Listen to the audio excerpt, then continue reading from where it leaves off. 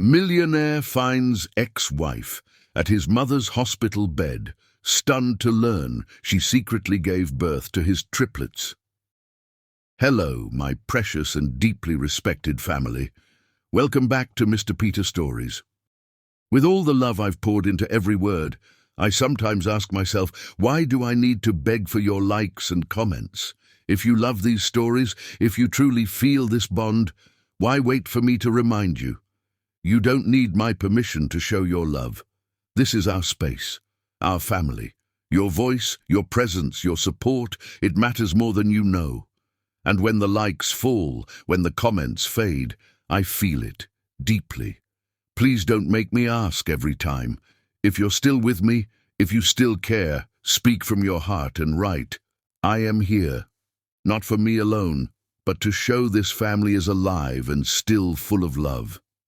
Now, here's my prayer for you, even through my ache. May you never feel invisible. May your kindness return to you in waves. May your heart stay warm even when the world turns cold. May love find you, hold you, and fight for you. And may you never forget, when you are loved deeply, you're never truly alone. This is more than content. It's connection. It's real. And if you're reading this now, then say it with me. I am here. The morning sun streamed through the cathedral's stained glass windows, painting rainbows across the marble floor where Jamie Savage stood, adjusting his platinum cufflinks for the 100th time. His hands trembled, not from nerves about marriage, but from overwhelming joy that in 30 minutes, Angela Watson would walk down that aisle and become his wife, his partner, his everything. Stop fidgeting, his best man whispered, but Jamie barely heard him. His eyes remained fixed on the massive oak doors at the cathedral's entrance, willing them to open and reveal the woman who had transformed his carefully ordered world into something beautiful and wild. Jamie had always been the perfect son, Harvard MBA by 25, vice president of Savage Industries by 28, every decision filtered through his mother's iron expectations, until Angela. Angela with her infectious laugh that made board meetings seem trivial. Angela who challenged his conservative views and made him dream beyond profit margins. Angela who saw him not as Anne Murray Savage's heir, but simply as Jamie, the man who left terrible voice messages when nervous and secretly fed stray cats behind his office building. In the front pew, Anne sat like a queen holding court, her Chanel suit immaculate, her smile camera-ready for the society photographers. She had objected to everything about this wedding, the bride's family background, the venue choice, even the flowers. Peonies are so common, darling, she had told Jamie with that particular tone that could freeze champagne. And that girl's family, well, they're certainly trying their best. But Jamie had stopped listening to his mother's subtle criticisms months ago. Today was about love. Pure, defiant, unstoppable love that refused to be contained by society's expectations or his mother's approval. The organ's first majestic notes filled the cathedral, and Jamie's heart nearly stopped. The doors opened with ceremonial grandeur, and there she was. Angela moved down the aisle like living poetry, her champagne silk dress flowing around her like liquid starlight. Her dark skin glowed against the delicate fabric, and her eyes, those brilliant brown eyes that had captivated him from their very first meeting at a charity auction, were locked on his with unwavering devotion. She carried white roses mixed with the peonies Jamie had insisted on, a small rebellion that made him smile despite the tears threatening to spill. Her father, Robert Watson, walked beside her with quiet dignity, his chest puffed with pride despite wearing a rental tuxedo among designer suits. Behind them came Angela's younger sister Maya as maid of honor, beaming with genuine joy that felt warm and authentic, so different from the polite applause from the Savage side of the cathedral. As they approached the altar, Jamie caught Anne's expression in his peripheral vision. Her smile remained camera-ready, but her eyes were cold as winter glass, calculating every detail of this union she couldn't prevent. For a moment, an inexplicable chill ran down Jamie's spine. Then Angela's gloved hand slipped into his, and the rest of the world faded into irrelevance. "You look," Jamie whispered, his voice catching with emotion, "like I'm about to marry the man of my dreams." Angela finished, her eyes sparkling with mischief and profound love. Exactly like that. The ceremony passed in a blur of sacred promises and eternal vows. When asked to repeat after the minister, Jamie's voice rang clear and strong throughout the cathedral. "I, Jamie, take you, Angela, to be my wife, to love you, protect you, and choose you every single day for the rest of my life. In front of all these people, and especially in front of those who doubt us, I promise that our love will be stronger than any storm that comes our way." Angela's vows nearly undid him completely. "I, Angela, take you, Jamie, not because it's expected or convenient, but because you see me, the real me. You make me braver, kinder, and more myself than I ever thought possible. I promise to love you not just in the easy moments, but especially when loving you requires courage and faith." When they kissed as husband and wife, the cathedral erupted in thunderous applause, but all Jamie could hear was the wild beating of his own heart and Angela's soft sigh of contentment against his lips. The reception at the Savage estate was a study in beautiful contrasts. The gardens were magnificent. Jamie had spared no expense on cascading lights, flowing champagne fountains, and a 12-piece orchestra that played everything from classical waltzes to contemporary love songs. But while the Watson family laughed and danced with uninhibited joy, the Savage guests mingled with careful politeness, their conversations peppered with barely concealed whispers. "She's lovely, of course," Jamie overheard Mrs. Pemberton saying to another society matron, her voice carrying that particular brand of upper-class condescension. "But really, what do we know about her family background? I heard her father works with his hands." Jamie's jaw tightened with protective anger, but Angela's gentle hand on his arm steadied him before he could respond. "Let them talk," she murmured with serene confidence. "We know who we are, and more importantly, we know what we have." During their first dance to Etta James's At Last, Jamie pulled Angela close and whispered against her ear, "Do you regret it? Marrying into this circus of judgment and expectations?" Angela laughed, the sound like silver bells dancing on evening air. "Are you kidding? I just married my best friend and the love of my life. The rest is just noise that will fade, but what we have is forever." They swayed together in their own private world, lost in each other's eyes, until Jamie's mother materialized at his shoulder like an elegant spectre. "Jamie, darling, you simply must greet the Pemberton family. They've been waiting quite patiently to offer their congratulations." "In a minute, Mother." "Now would be better," Anne insisted, her tone sharp, enough to cut crystal while maintaining her public smile. Angela squeezed Jamie's hand with understanding. "Go. I'll steal some of that divine cake while you handle your duties." As Jamie was diplomatically pulled away to schmooze with his mother's influential friends, he watched Angela from across the torchlit garden. She was laughing with her cousins, her face radiant with genuine happiness, her voice warm and engaging as she shared stories and dreams. She looked magnificent, confident, graceful, utterly herself, despite being surrounded by people who viewed her as an outsider. This was exactly why he'd fought his mother's objections for 2 years. This was why he'd threatened to elope when Anne suggested they wait a bit longer to ensure they were truly compatible. Angela's authenticity in a world of calculated pretense was like oxygen to a drowning man. Near midnight, as the last guest departed in their chauffeur-driven cars, Jamie found Angela sitting on the stone bench in his mother's meticulously maintained rose garden. Her designer shoes lay discarded beside her, her hair slightly mussed from hours of dancing, her makeup softly smudged. She was more beautiful than ever, real, human, his.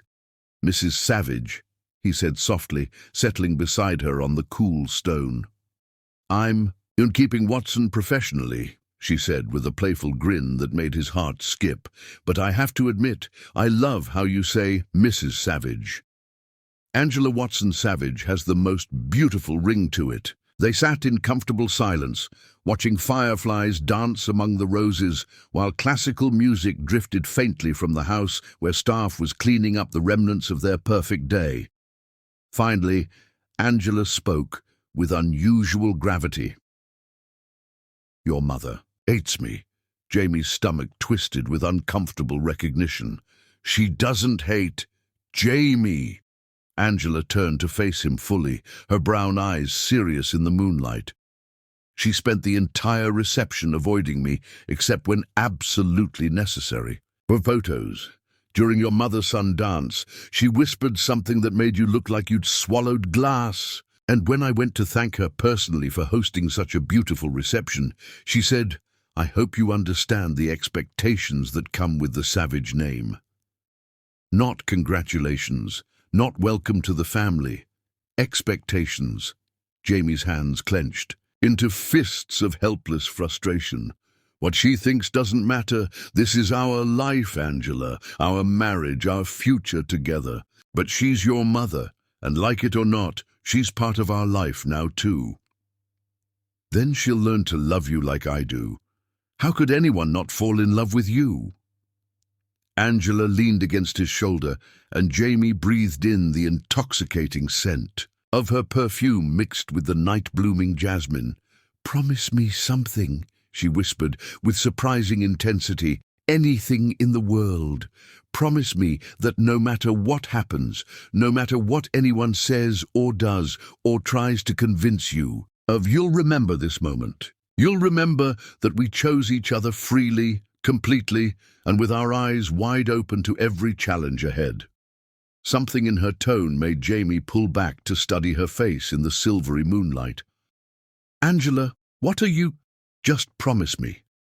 "I promise with everything I am, but why does it sound like you're preparing for war?" She silenced him with a kiss that tasted like champagne and forever, and just a hint of prophetic sadness.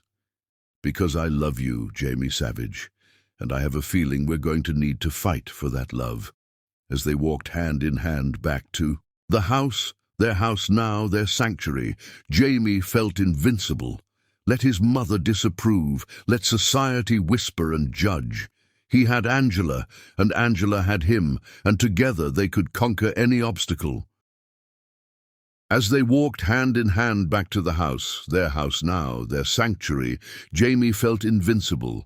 Let his mother disapprove. Let society whisper and judge.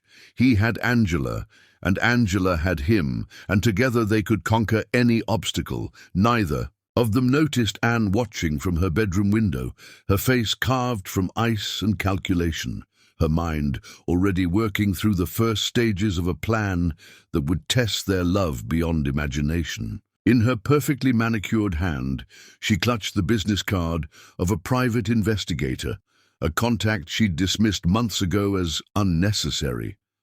Now, watching her son disappear into the darkness with the woman she considered a fundamental threat to everything she'd built and controlled, Anne Marie Savage began to plan the destruction of their happiness.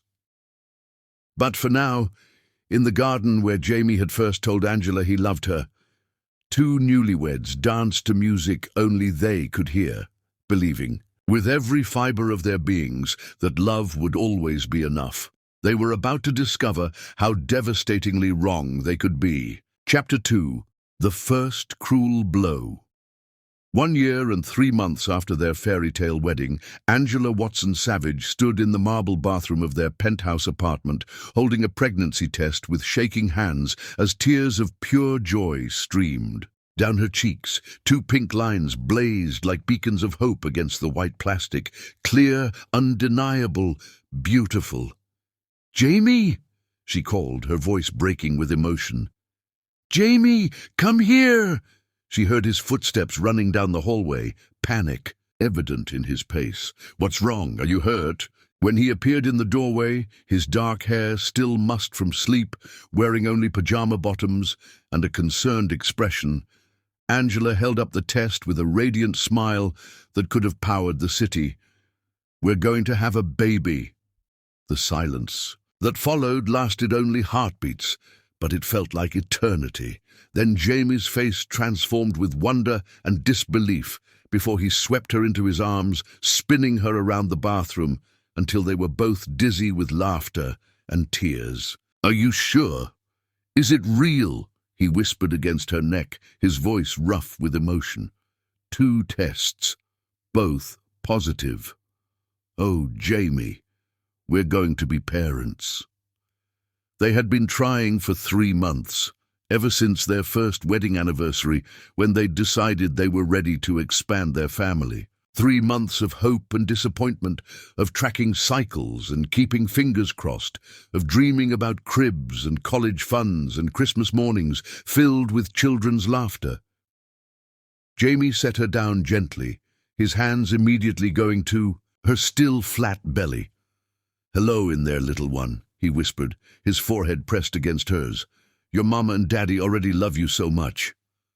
That morning they called in sick to work and spent the day in bed, making lists of baby names and talking about nursery colors. Jamie ran out 3 times, once for Angela's favorite bagels, once for prenatal vitamins, and once for a baby name book that they pored over like sacred text. "If it's a girl, I love Emma," Angela said, curled against Jamie's chest as afternoon. Sunlight streamed through their bedroom windows. "Emma Savage. It's perfect." Jamie's fingers traced gentle circles on her stomach. "And if it's a boy, your grandfather's name was William, right? Will Savage." Jamie's smile was radiant. "He would have loved you, you know. He always said the family needed someone to shake things up." "What about your mother?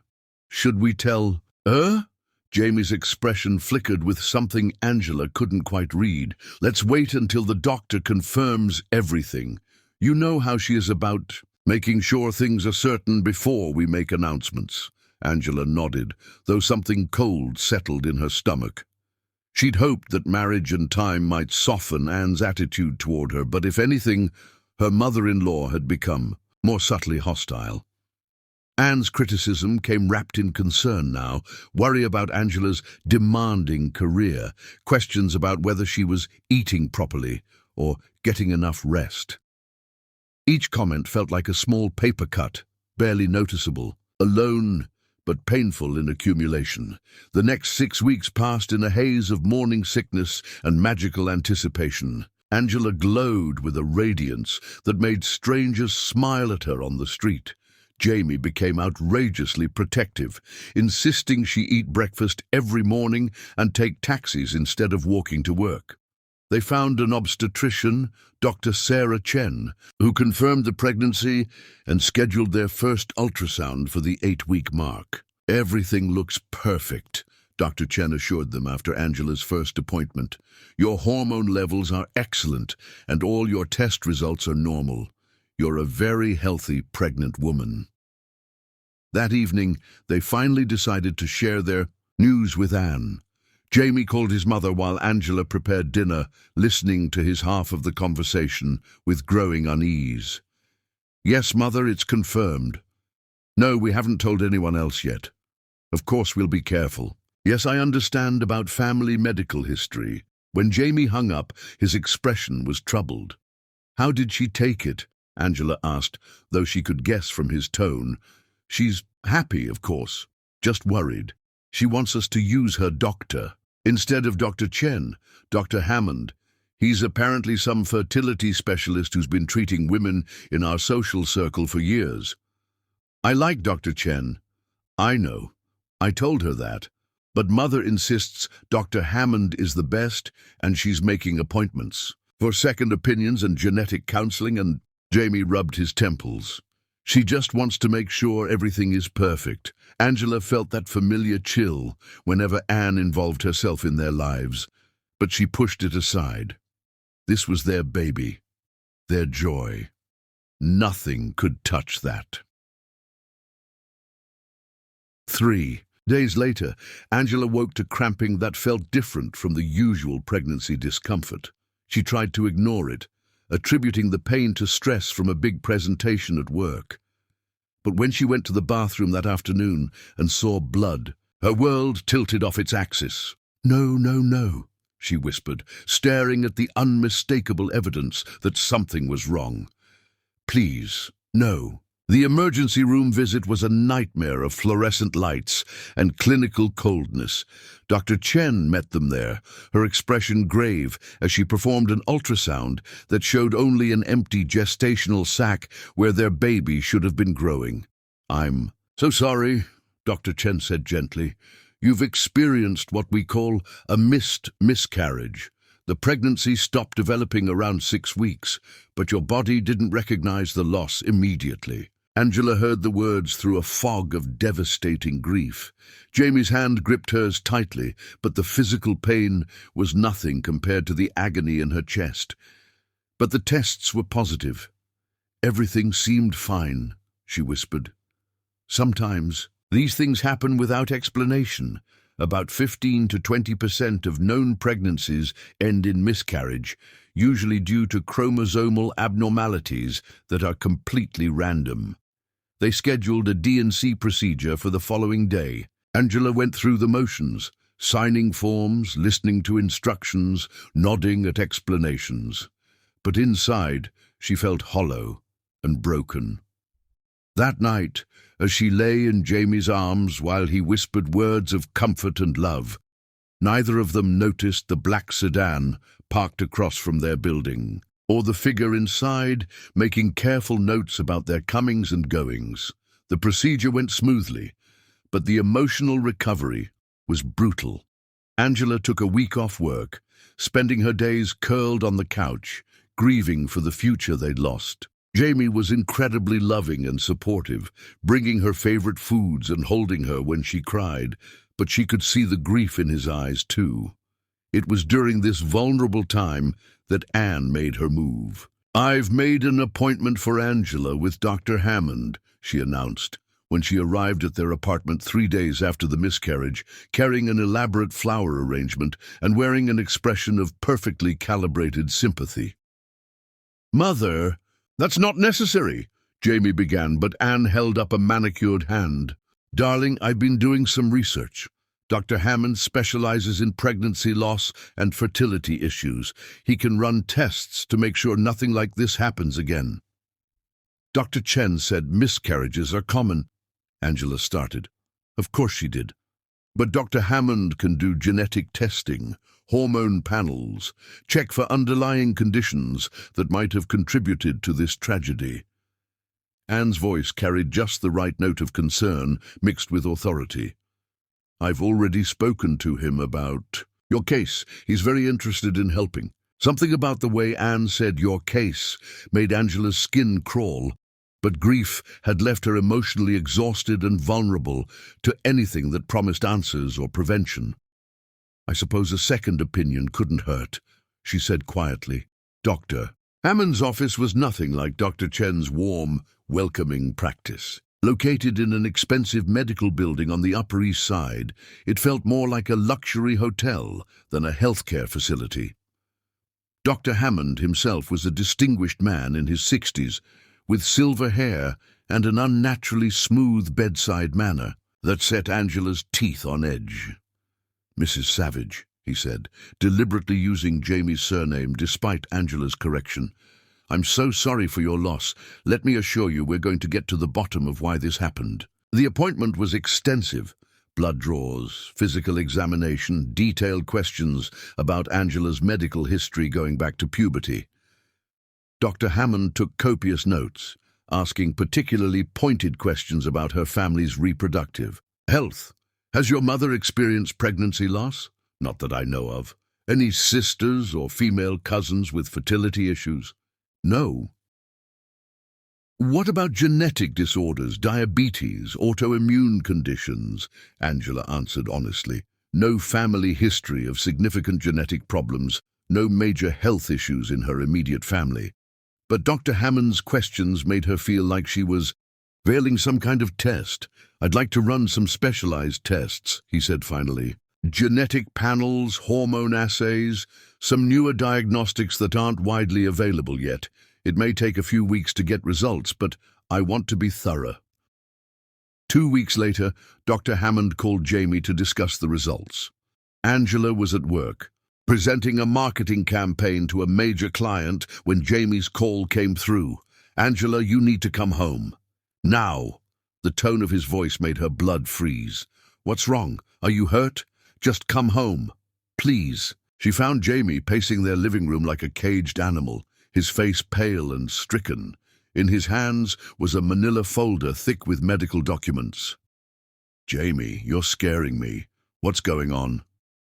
He turned to face her, and she saw something in his eyes that made her world tilt. Pity, confusion, and underneath it all, the first seeds of doubt. Dr. Hammond called with your test results. And? Angela? Jamie's voice broke. Why didn't you tell me about your medical history? What medical history? I told Dr. Hammond everything. About the fertility treatments you had before we met. About the previous pregnancy losses. About the diagnosis. Angela stared at him in complete bewilderment. Jamie, I have no idea what you're talking about. I've never had fertility treatments or pregnancy losses. You know my complete medical history. Jamie opened the folder with trembling hands. It's all here. Records from a clinic in Chicago showing you underwent fertility treatments at 23, 2 previous miscarriages before we met, and a diagnosis of... He swallowed hard. Recurrent. Pregnancy loss syndrome with possible genetic factors. That's impossible. Angela snatched the documents from his hands, scanning pages of medical jargon and test results that made no sense. Jamie, these aren't real. I've never been to a clinic in Chicago. I've never had fertility treatments. The only pregnancy I've ever had was ours. Dr. Hammond says you might have blocked out the trauma, that sometimes women suppress memories of pregnancy loss because it's too painful. That's insane!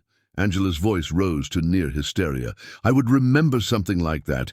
These documents are fake, or they're for someone else, or your name is on them, your social security number, your address from when you lived in Chicago. During graduate school, Angela stared at the papers, her hands shaking. The official-looking letterhead, the detailed medical terminology, the impossibly specific information, it looked real. But she knew with absolute certainty that none of it was true. Jamie, you have to believe me. I have never seen these documents before in my life. I have never had fertility treatments. This is some kind of mistake, or... Dr. Hammond also found genetic markers that explain the miscarriage. Apparently, it's likely to happen again unless you undergo specialized treatment. Stop! Angela dropped the papers as if they were on fire. Just stop. None of this is real. I don't know why Dr. Hammond has these fake documents or why he's telling you these lies, but I know my own medical history. Jamie looked at his wife, the woman he loved more than life itself, and saw either a woman in denial about traumatic memories or someone desperately lying to cover up a devastating deception. Dr. Hammond's words echoed in his mind. Some women hide their fertility issues from partners because they're afraid of being rejected. The trauma of previous losses can cause psychological barriers that manifest as denial or selective amnesia.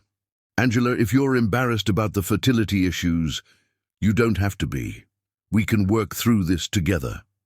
There are no fertility issues, Angela screamed, her composure finally cracking completely. I am not in denial.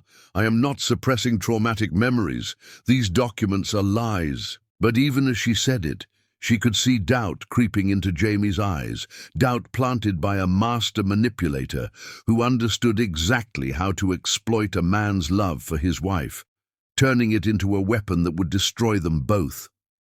In her penthouse, Across town, Anne-Marie Savage poured herself a glass of vintage champagne and reviewed the forged medical documents that had cost her $50,000 to create. Every detail was perfect, from the clinic letterhead to the genetic test results that painted Angela as a woman with serious fertility problems who had lied about her medical history.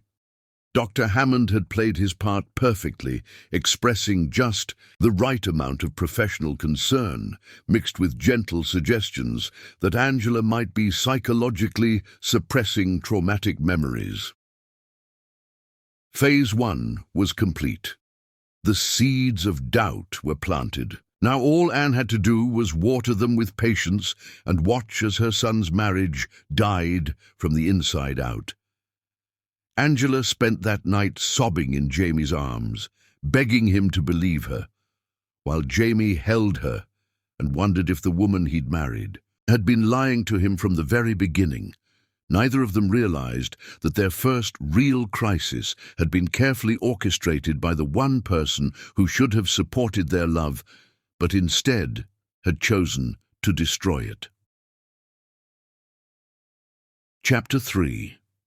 Seeds of Medical Deception. 2 weeks after the devastating revelation of Angela's supposed hidden medical history, Jamie sat in Dr. Hammond's opulent office, struggling to reconcile the woman he'd married with the complex medical files spread across the mahogany desk. The afternoon sunlight streaming through floor-to-ceiling windows felt harsh and exposing. "I appreciate you coming in alone, Jamie," Dr. Hammond said, his voice carrying professional gravitas. "Given the sensitive nature of Angela's condition, I thought it best to discuss the psychological aspects privately." "Psychological aspects?" Jamie's stomach clenched. "I thought we were dealing with fertility issues." Dr. Hammond leaned back, in his leather chair, steepling his fingers. "The two are more connected than most people realize. Angela's medical history shows a pattern I've seen before. Repeated pregnancy loss, followed by psychological displacement. I don't understand. When a woman experiences multiple miscarriages, the trauma can manifest in dangerous ways.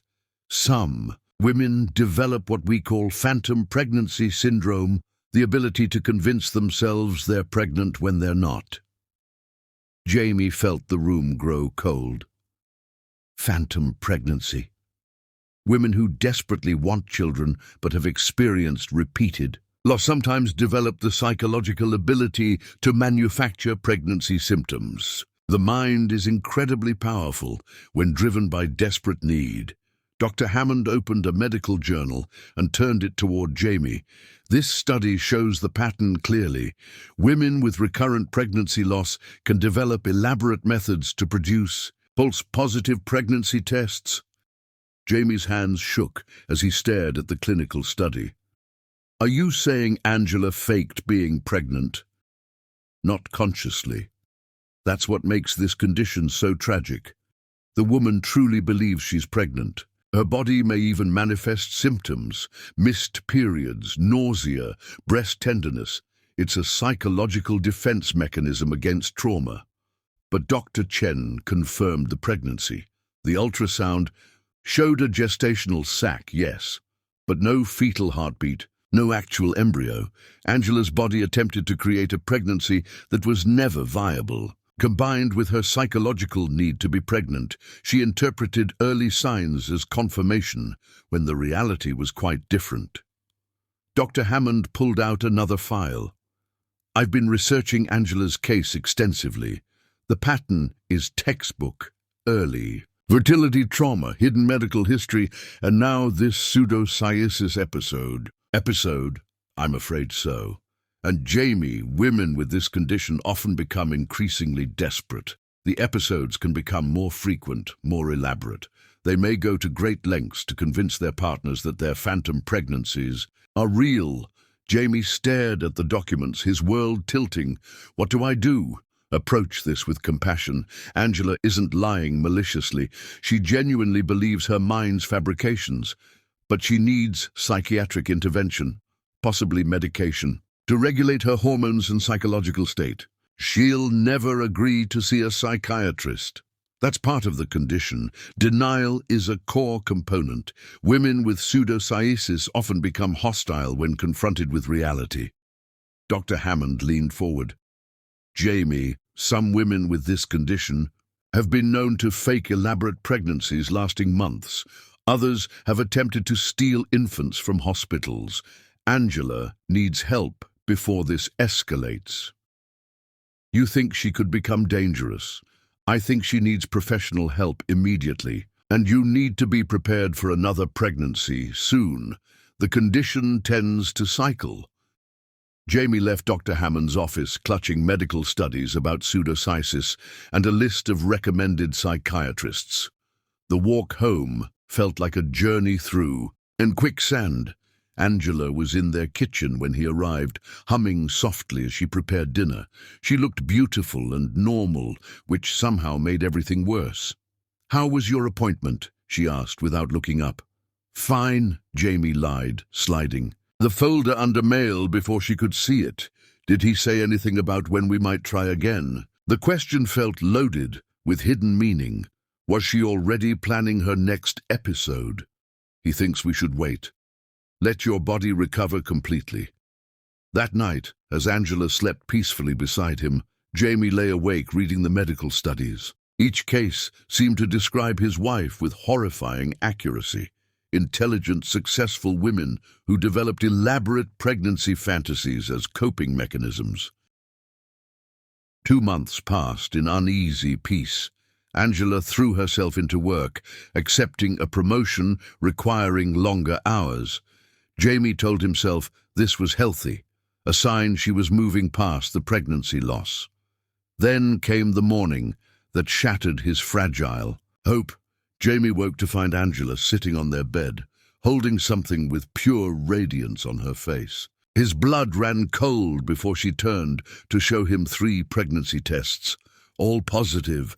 "Jamie," she whispered, tears streaming, "it happened again. We're having a baby." The joy in her voice was heartbreaking in its sincerity. Looking at her glowing face, Jamie felt his world split in two. Half of him wanted to celebrate this miracle. The other half, poisoned by weeks of medical studies and Dr. Hammond's warnings, saw only a woman in the grip of another psychological episode. "Are you sure?" he managed. "I took 3 tests. They're all positive." Angela's smile was radiant, trusting. "I know we said we'd wait, but it just happened naturally." Jamie looked at the pregnancy tests, remembering Dr. Hammond's words about false positives and hormone manipulation. "We should see Dr. Hammond right away." "I'd rather see Dr. Chen again. Dr. Hammond specializes in cases like yours. He'll know exactly what to look for." Something flickered across Angela's face. Confusion or hurt. "Cases like mine. What's that supposed to mean?" "Nothing. After the miscarriage, he's familiar with your situation." Angela studied his face. "You don't believe me." "Of course I believe you." "No, you don't. You think I'm making this up." She stopped, eyes widening with understanding. "That's it, isn't it? Dr. Hammond told you something. What did he say?" Jamie felt trapped between love for Angela and medical evidence suggesting she was suffering from serious psychological condition. "He's concerned about your mental state after the miscarriage." The silence was deafening. Angela stared at him as if he'd slapped her, the pregnancy tests falling from her trembling hands. "You think I'm insane. I think you're hurting and maybe not thinking clearly. You think I'm faking this pregnancy. Dr. Hammond showed me studies about women who develop phantom pregnancies after loss. It's a real condition, Angela. It doesn't make you crazy, but it means you need help."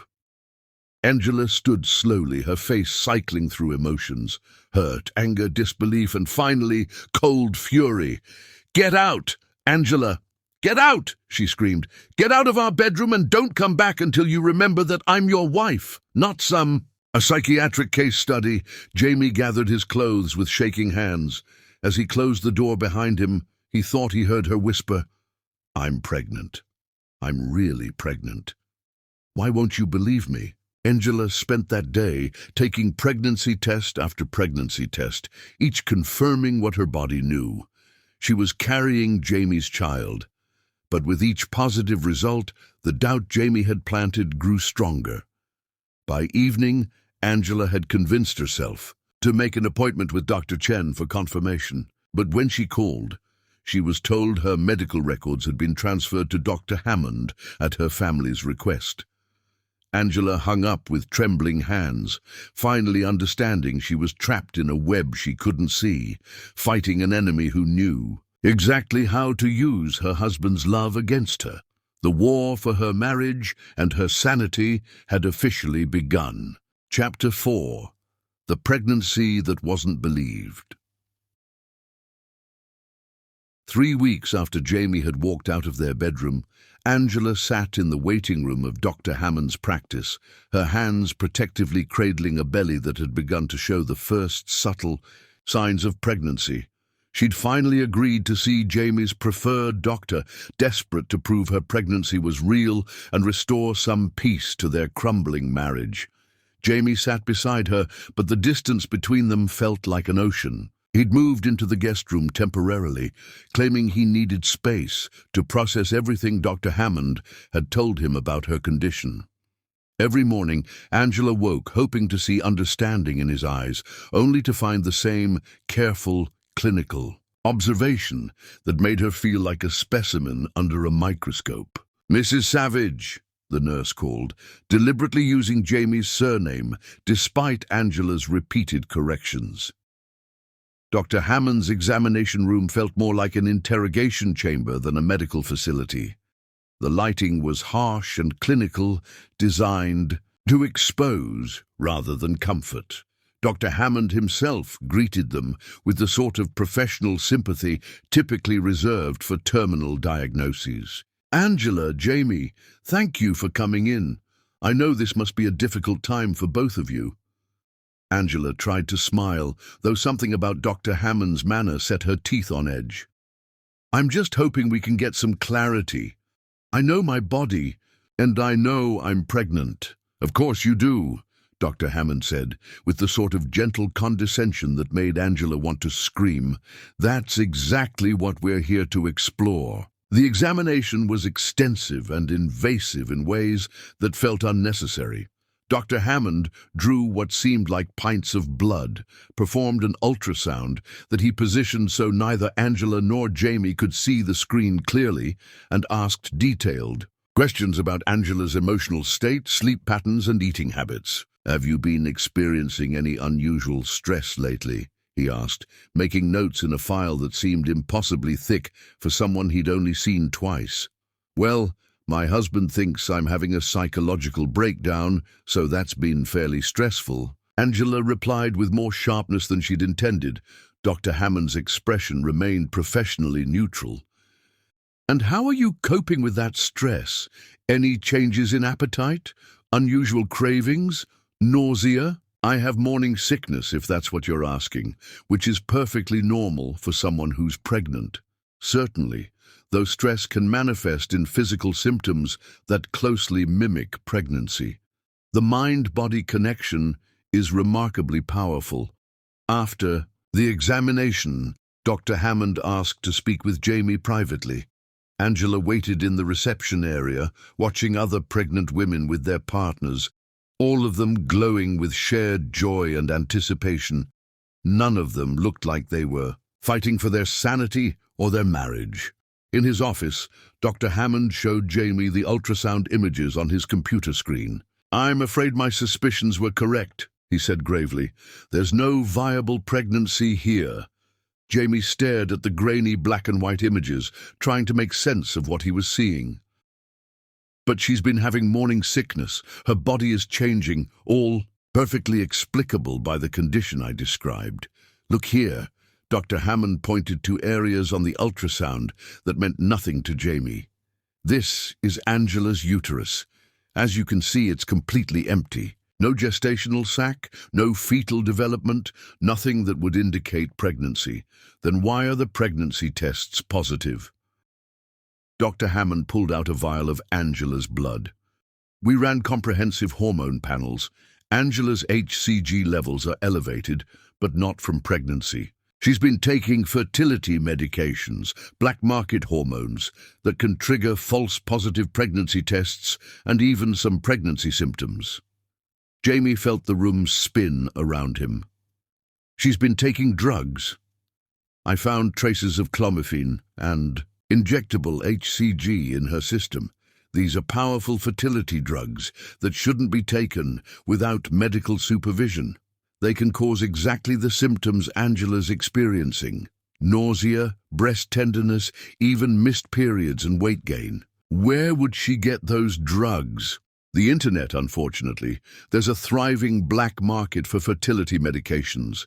Women desperate to get pregnant sometimes resort to self-medication, not understanding the psychological and physical risks. Dr. Hammond opened another file. I also had a colleague of mine, Dr. Patricia Wells. She's a reproductive psychiatrist. Review Angela's case based on my notes. Her assessment is quite concerning. He handed Jamie a document with official letterhead from a psychiatric practice. The evaluation, supposedly based on Dr. Hammond's observations and Angela's medical history, painted a devastating picture of a woman suffering from severe psychological disturbance related to reproductive trauma. Probable pseudopsoriasis with medication-induced symptomatology, Jamie read aloud, the clinical language making everything sound more real and terrifying. Significant risk of escalation without immediate intervention. Dr. Wells recommends immediate psychiatric evaluation and possible inpatient treatment. Angela's condition is deteriorating, and she's now engaging in potentially dangerous self-medication. Jamie's hands shook as he read the psychiatric assessment. Every symptom seemed to match what he'd observed. Angela's insistence that she was pregnant, despite medical evidence to the contrary, her hostility when confronted with reality, her apparent ability to manufacture physical symptoms of pregnancy. What do I do? We need to confront her together, show her the evidence, make it clear that she needs professional help before this escalates further. When they returned to the examination room, Angela was sitting on the table with her shirt lifted slightly, her hand resting on the small curve of her belly. She looked up hopefully when they entered. Well, did the ultrasound show everything is okay? Dr. Hammond and Jamie exchanged glances. Angela, Dr. Hammond began carefully, we need to discuss the test results. Something in his tone made Angela's smile falter. What's wrong? Is the baby okay? Angela, there is no baby. The words hit her like a physical blow. What are you talking about? Of course there's a baby, I can feel it. My body is changing. The pregnancy tests are giving false positives because of the medication you've been taking. Jamie's voice was gentle but firm. Angela, Dr. Hammond found fertility drugs in your blood. Angela stared at him in complete bewilderment. Fertility drugs? I'm not taking any medication except prenatal vitamins, clomiphene and HCG injections, Dr. Hammond said, consulting his notes. Powerful hormones that can mimic pregnancy symptoms and trigger false positive tests. That's impossible. I've never heard of those drugs. I certainly haven't taken them. Dr. Hammond showed her the blood work results, pointing to elevated hormone levels that meant nothing to Angela, but looked official and damning. The evidence is quite clear. Your HCG levels are artificially elevated, and there's no pregnancy visible on the ultrasound. Then something's wrong with your equipment or your tests. Angela's voice rose with panic. I know my own body. I know I'm pregnant. Angela, Jamie said softly, moving closer to the examination table. Dr. Hammond also had a psychiatrist review your case. She thinks you're having a psychological episode related to our miscarriage. Angela felt the world tilt around her. A psychiatrist? You had me evaluated by a psychiatrist without my knowledge or consent? You need help, Jamie continued, his eyes pleading. "This isn't your fault, but you're not thinking clearly. The pregnancy isn't real." "Get away from me!"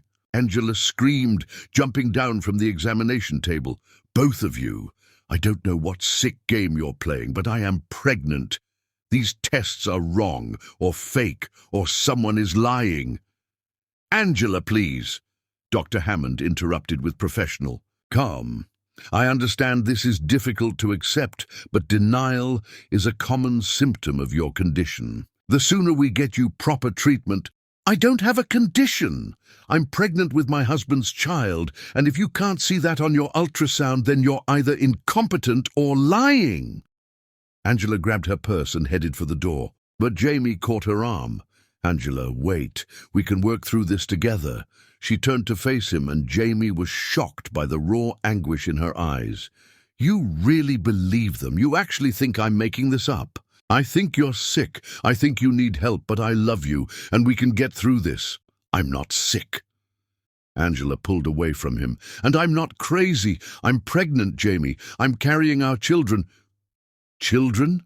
Dr. Hammond interjected.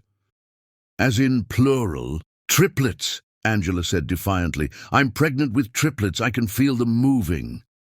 The silence that followed was deafening. Jamie and Dr. Hammond exchanged looks that clearly said this was worse than they'd thought. "Angela," Dr. Hammond said gently, "at this stage of pregnancy, fetal movement wouldn't be detectable yet. What you're feeling is likely intestinal gas or muscle spasms caused by the hormonal medication. You're wrong. You're all wrong." Angela's voice broke with the weight of her isolation. "I don't know why you're doing this to me, but I know what I know." She left the office in tears, Jamie calling after her, but she didn't stop. She couldn't face the man who'd promised to love and protect her, but now looked at her like she was mentally ill. At home, Angela stood in front of their bedroom, mirror studying her reflection. Her breasts were tender and full, her belly had begun to curve outward, and she felt the familiar fatigue of early pregnancy. Every physical sign confirmed what she knew to be true, but doubt, like poison, had begun to seep into her certainty. Could she be wrong? Could grief have broken her mind so completely that she was imagining an entire pregnancy? She called her sister Maya, desperate for someone to believe her. "Maya, I need you to tell me the truth. Do I look pregnant to you?" "Angela, what kind of question is that? Of course you look pregnant. You're glowing, your face is fuller, and you definitely have a little bump. Why would you ask me that?" Jamie thinks I'm having a psychological breakdown. His mother's doctor says I'm not really pregnant. That's insane. I can see you're pregnant. Mom can see it. Everyone at work has been asking when you're due. The conversation with Maya helped restore some of Angela's confidence, but when Jamie came home that evening, the doubt returned. He looked at her belly with clinical detachment, as if he were observing a symptom rather than their growing child. "I made an appointment with Dr. Wells," he said quietly. "She's the psychiatrist Dr. Hammond recommended." "I'm not seeing a psychiatrist. Angela, please. Just one appointment. If she confirms that you're thinking clearly, then we'll get a second opinion on the pregnancy. But if she thinks you need help, then what? You'll have me committed." Jamie's silence was answer enough. Over the following weeks, Angela's belly continued to grow, but Jamie became increasingly convinced that he was watching his wife's psychological condition deteriorate. Dr. Hammond provided a steady stream of evidence: blood tests showing artificially elevated hormones, psychiatric evaluations describing progressive delusion, even security camera footage that supposedly showed Angela purchasing fertility drugs online. Each piece of evidence was carefully crafted lies, but to Jamie, consumed with worry and manipulated by experts, it painted a devastating picture of his wife's mental breakdown. Angela, meanwhile, felt increasingly isolated and desperate. Her own doctor's records had been transferred to Dr. Hammond, making it impossible to get independent confirmation of her pregnancy. Friends and family saw her obvious pregnancy symptoms, but Jamie's doubt was so pervasive that she began to question her own perceptions. The breaking point came when Angela, now clearly showing at 4 months pregnant, tried to take Jamie's hand and place it on her belly so he could feel the babies moving. "Jamie, please, just touch my belly. Feel how hard it is, how much it's grown. Feel them moving." Jamie looked at his wife's rounded stomach, which Dr. Hammond had explained was bloating and weight gain caused by hormonal medication and psychological stress, and felt only pity for her deteriorating condition. "Angela, what I feel doesn't matter. The ultrasounds show no pregnancy. The blood work shows artificial hormones. The psychiatrist says you're having an elaborate delusion." "Then they're all lying. Or maybe someone is paying them to lie." Angela's desperation made her sound paranoid, which only confirmed Jamie's worst fears about her mental state. "Who would do that? Why would anyone want to convince you that you're not pregnant?" Angela looked at her husband, the man who'd once promised to trust her always, and realized with devastating clarity that she'd lost him completely. Anne's manipulation was so thorough, so expertly executed, that Jamie couldn't see the truth, even when it was growing visibly before his eyes. "Your mother," she whispered. "Don't be ridiculous. Mother wants grandchildren more than anyone." But as Angela said it, she knew with bone-deep certainty that she was right. Somehow, Anne Murray Savage had orchestrated this entire nightmare, turning Angela's pregnancy into evidence of mental illness and weaponizing Jamie's love against their marriage. The question was, how could she prove it before Jamie destroyed their family completely? That night, as Jamie slept in the guest room and Angela lay alone in their bed with her hands on her growing belly, she felt her 3 children moving and made them a promise. "I don't know how, but I'm going to protect you. No matter what your father believes, no matter what lies they tell, I will not let them take you away from me." But even as she whispered those words, Angela knew that the war for her family was only beginning, and she was fighting an enemy who held all the weapons, while her greatest ally, her husband, had been turned against her. In her penthouse, Anne Murray Savage reviewed Dr. Hammond's latest report with satisfaction. Jamie was completely convinced of Angela's psychological instability, and Angela was becoming increasingly isolated and desperate, exactly as planned. Soon, it would be time for the final phase, having Angela committed to a psychiatric facility, where she could safely give birth to the children Anne would raise as her own, while Jamie mourned the wife he believed he'd lost to mental illness. The trap was almost complete. Chapter 5. When Love Becomes Disbelief. The intervention was scheduled for a Tuesday morning in November, when Angela was 5 months pregnant and showing so obviously that strangers on the street smiled and asked about her due date. But the 3 people sitting in their living room, Jamie, Dr. Hammond, and Dr. Patricia Wells, the psychiatrist, looked at her rounded belly and saw only evidence of psychological breakdown. "Angela," Dr. Wells began, her voice carrying professional gentleness reserved for the mentally unstable. "We're here because we care about you and want to help you get better." Angela looked around the room at faces of people who claimed to love her but believed she was insane. Jamie sat rigid with anguish, dark circles under his eyes from weeks of sleepless nights. Dr. Hammond maintained his clinical mask of professional concern. Dr. Wells, a severe woman in her 50s with steel grey hair, observed Angela like a fascinating specimen. "I don't need help," Angela said, her hands protectively cradling her belly. "I need my husband to believe that I'm carrying his children." "Angela," Jamie's voice cracked with pain, "please just listen to what Dr. Wells has to say. She specializes in cases like yours, cases like mine." "What exactly is my case, Jamie?" Dr. Wells consulted a thick file. "You're suffering from pseudocyesis, false pregnancy, complicated by medication-induced hormonal imbalances and developing paranoid ideation." "Paranoid?" Ideation? Your belief that people are conspiring against you, your insistence that medical evidence is fabricated, your growing hostility toward anyone who questions your delusion. Angela felt rage and desperation war in her chest. It's not a delusion. I'm pregnant. Look at me. She stood and pulled her sweater tight against her belly, showing the clear curve of pregnancy. How can you look at this and tell me it's psychological? Pseudocyesis can cause significant abdominal distension, Dr. Wells explained with clinical detachment. Combined with weight gain from hormonal medication and stress, the physical changes can be quite convincing. I have morning sickness. I'm exhausted. My breasts are tender. I can feel the babies moving.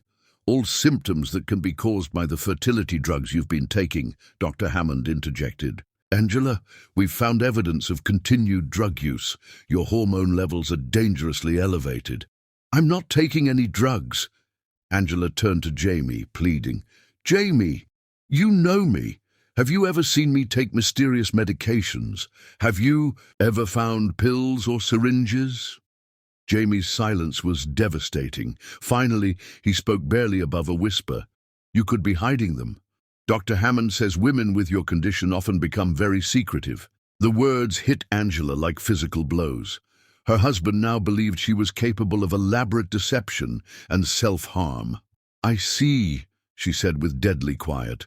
So, in addition to being delusional, I'm also a liar and a drug addict. Angela, you're sick, Jamie pleaded. That doesn't make you a bad person, but you need treatment before this gets worse. Worse? How could it get worse? Dr. Wells leaned forward.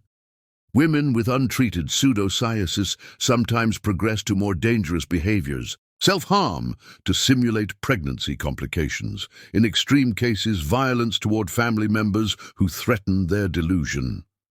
Angela stared at the psychiatrist in disbelief. You think I might become violent? I think you're exhibiting increasingly paranoid and delusional thinking. Your reality testing is severely compromised. The evidence is fabricated, and that, Dr. Wells said with satisfaction, is exactly the kind of paranoid thinking that concerns us. Angela felt trapped in a nightmare, where logic had been turned inside out. Every rational response was twisted into evidence of irrationality. Every protest was proof of delusion. What do you want from me? She asked, her voice breaking. We want you to agree to voluntary admission to a specialized facility where you can get the help you need, Dr. Wells said. Somewhere safe where we can monitor your medication withdrawal and begin intensive therapy. You want to lock me up. We want to treat your condition before it progresses to a point where you might hurt yourself or others. Angela looked at Jamie, searching his face for any sign of the man who'd once promised to love and protect her. And if I refuse? Then we'll pursue involuntary commitment, Dr. Wells said matter-of-factly. Based on your psychiatric evaluation and medical evidence, I believe any judge would agree that you pose a danger to yourself. The room fell silent except for Angela's ragged breathing. She understood now that this had always been the plan, not treatment, but removal. Anne had orchestrated this elaborate scheme, not just to destroy Angela's marriage, but to eliminate her completely. I need time to think, Angela said finally. Of course, Dr. Wells agreed, but Angela, every day you remain in this delusional state makes recovery more difficult. After the others left, Angela and Jamie sat in crushing silence. Outside, snow had begun to fall, covering their garden in pristine white. Do you remember, she said softly, when we talked about having children? How you said you wanted a little girl with my eyes and my stubbornness? Jamie's voice was thick with unshed tears. Angela, you said you couldn't wait to feel our baby kick. You bought that pregnancy book and read ahead constantly. Angela's hand moved over her belly. They're moving right now, Jamie, all three of them.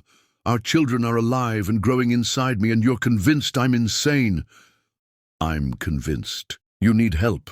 From the same people telling you I'm not pregnant? The same doctor who works for your mother? Jamie flinched. This has nothing to do with my mother, doesn't it? Isn't it convenient that I developed this mysterious condition right after we got married? Isn't it odd that your mother's doctor is the only one who can diagnose it? Now you're conspiracy theorizing about my mother. Angela stood abruptly, her belly clearly visible. I'm 5 months pregnant. I've gained 25 pounds. I have a pronounced belly. I haven't had a period in 5 months. Are you telling me all of this is psychological? Jamie looked at his wife, and for a moment doubt flickered in his eyes. She certainly appeared pregnant, but Dr. Hammond's explanations echoed in his mind. The medical tests are wrong or fabricated.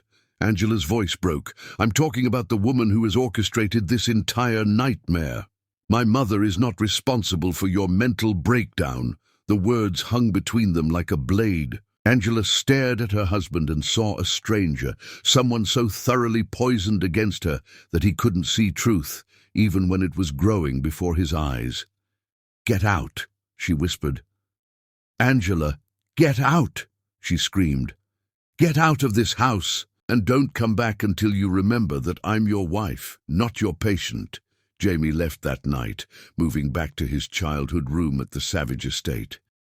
Anne welcomed him with open arms and gentle sympathy, offering comfort while subtly reinforcing Dr. Hammond's diagnosis. "I know this is difficult, darling," she said, "but you're doing the right thing.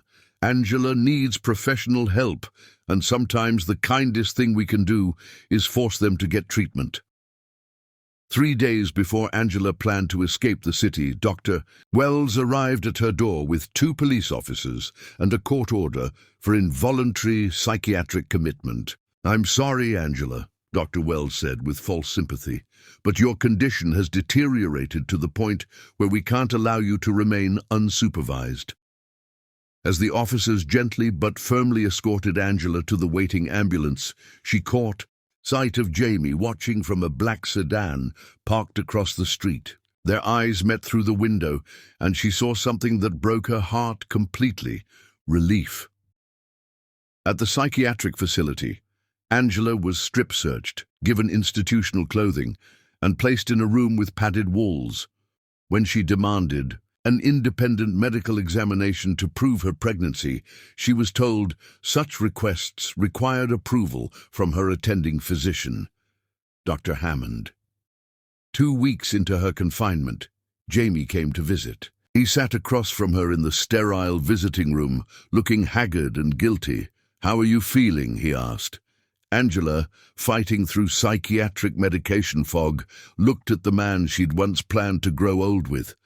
"I'm pregnant, Jamie. No matter what they've told you, I am carrying your children. Angela, please, I forgive you," she said quietly. "I forgive you for not believing me. I forgive you for having me committed. I even forgive you for choosing your mother over your wife. But I will never forgive you for abandoning our children." Jamie left that day and didn't return. 3 weeks later, his lawyer served Angela with divorce papers while she sat in her padded room, 6 months pregnant and completely alone. The grounds for divorce: irreconcilable differences due to spouse's mental incapacity.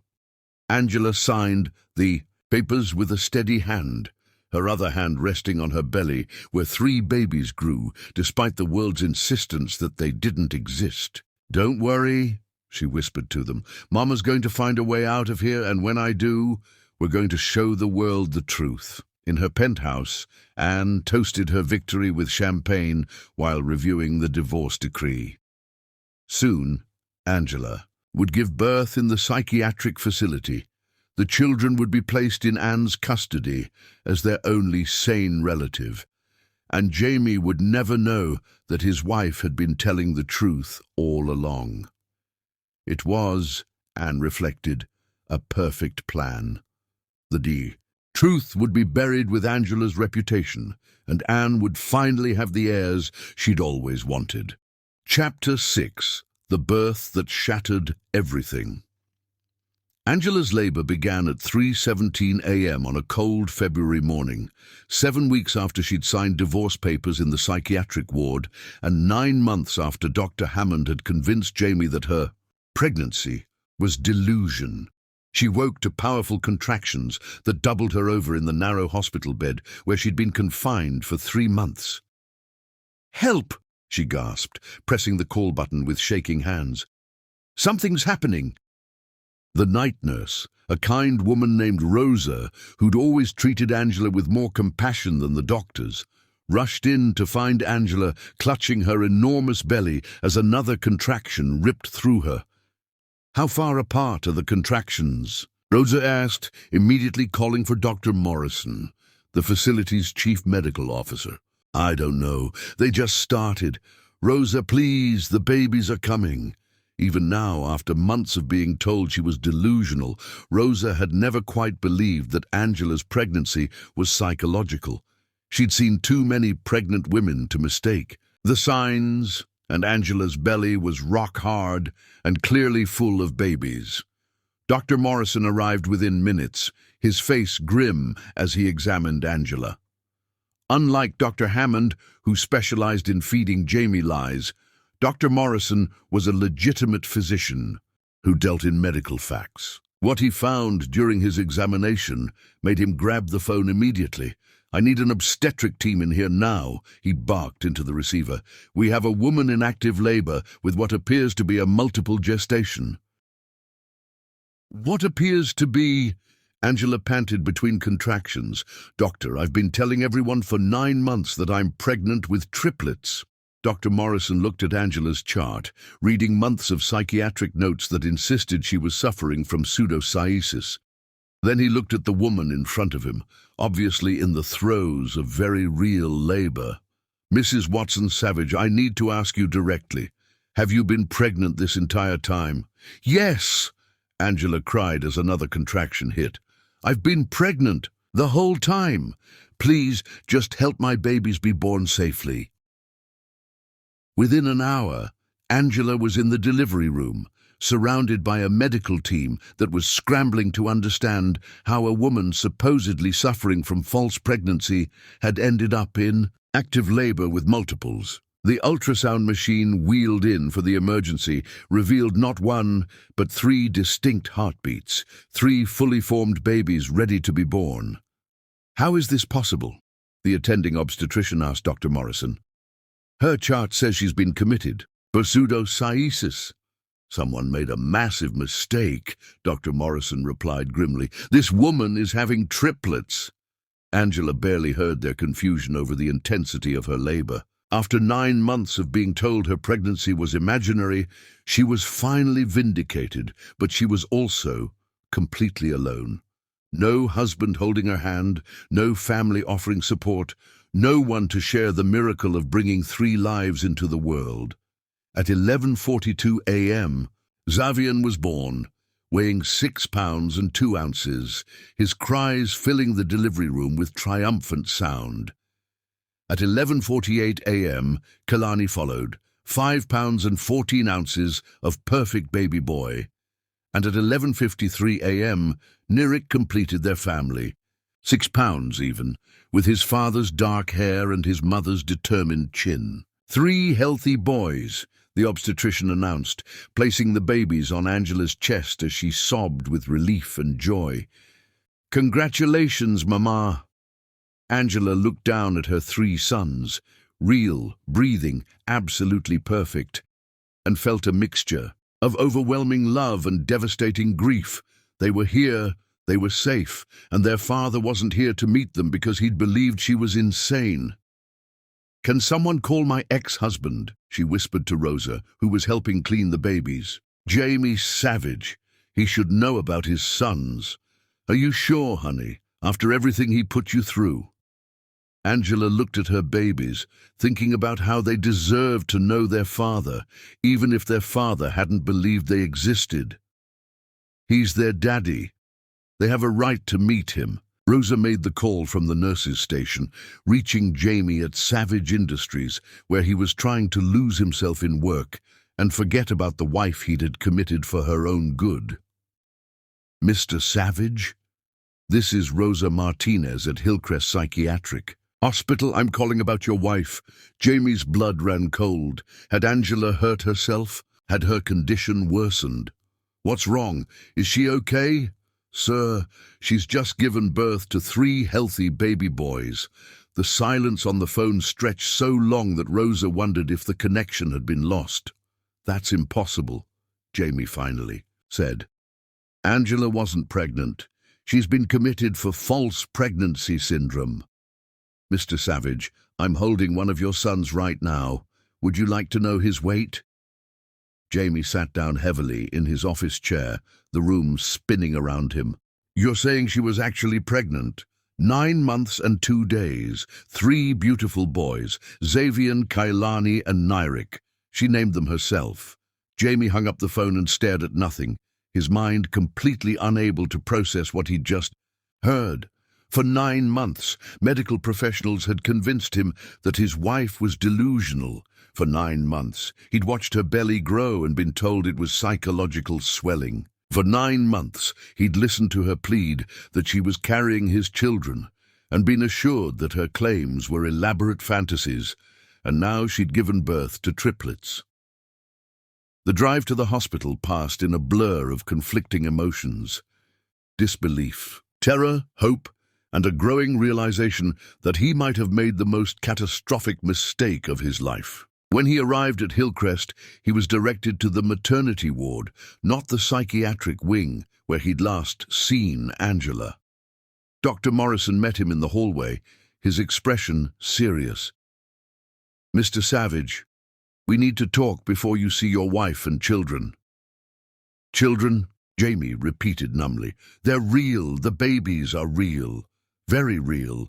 3 healthy boys born just hours ago.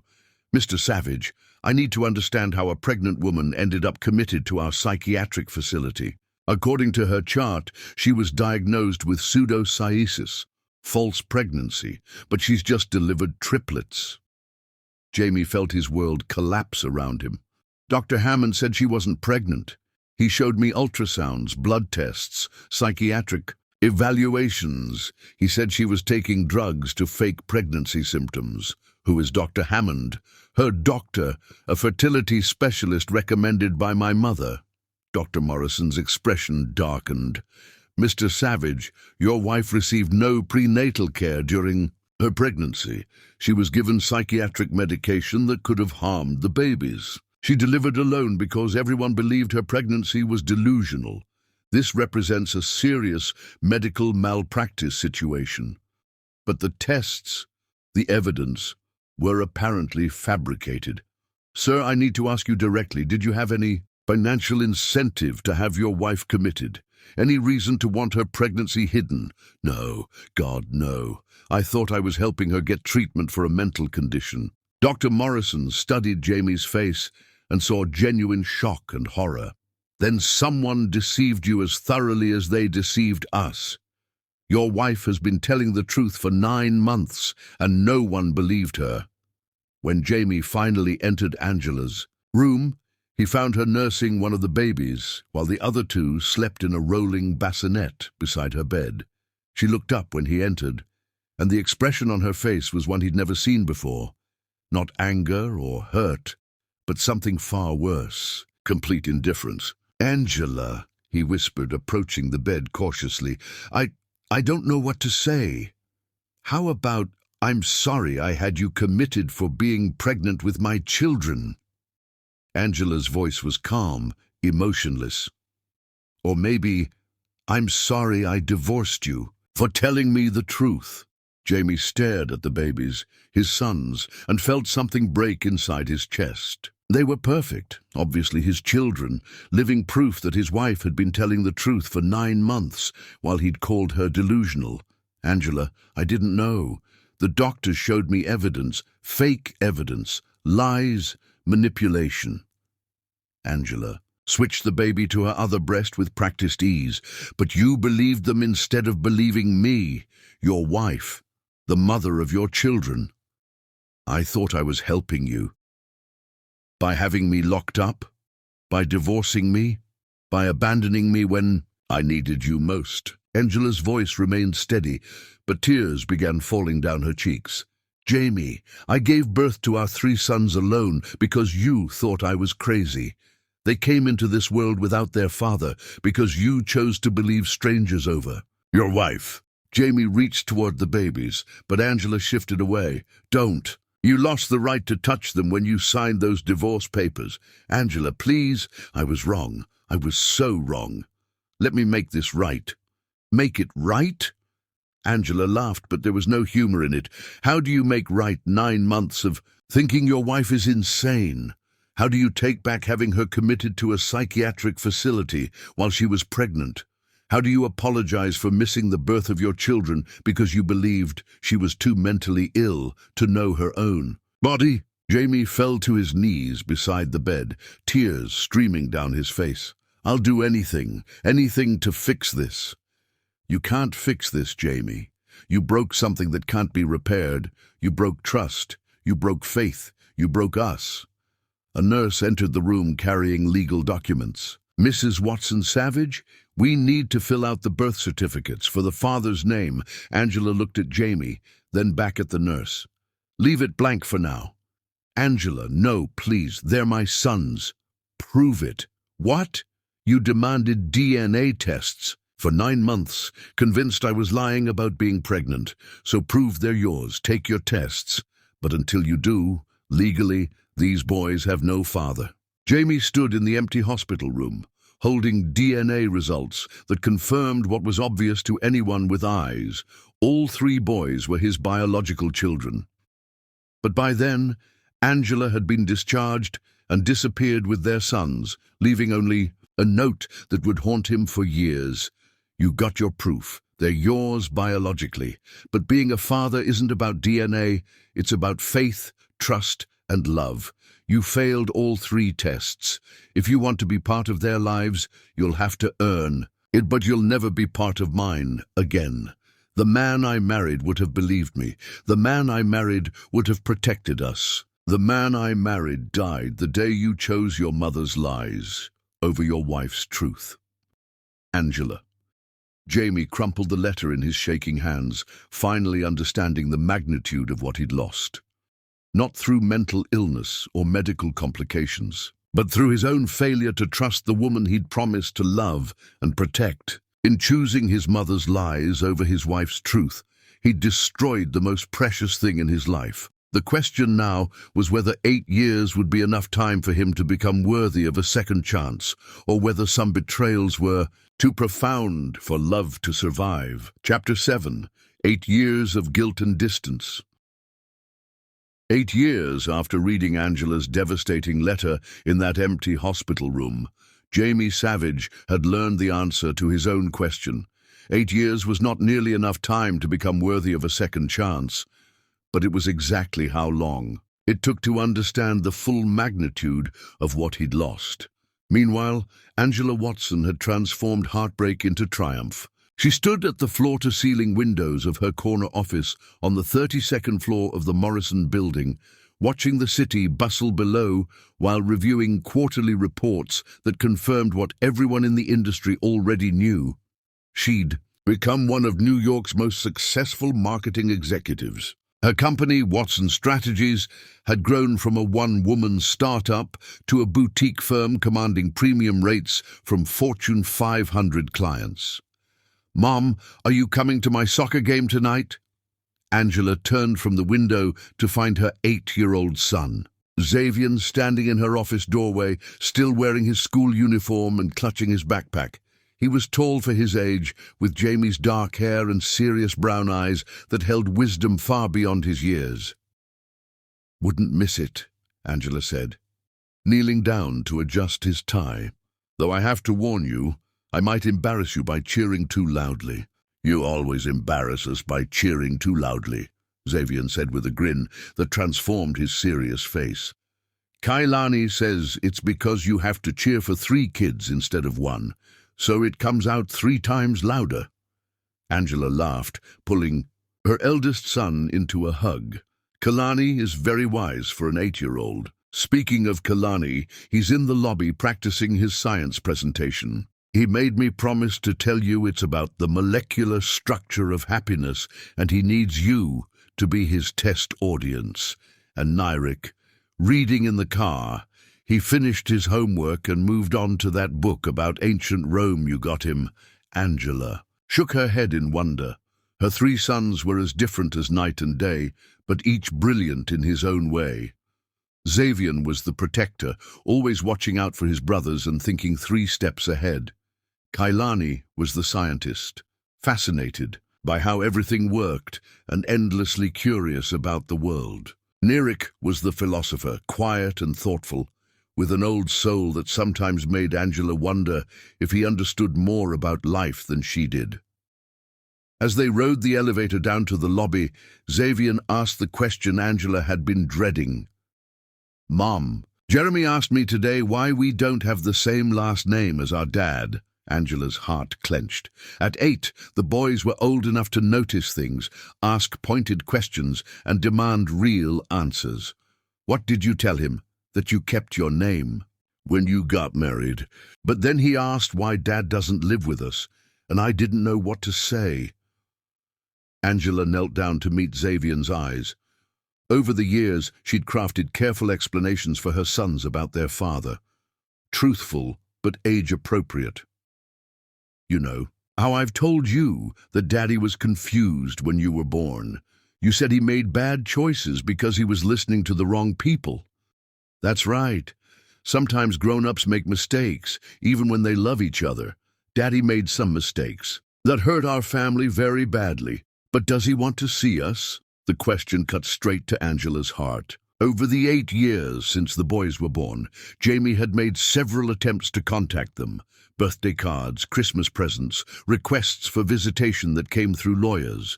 Angela had kept every card, every gift, every letter stored in a box for the day when the boys were old enough to decide for themselves. "I think he does," she said carefully.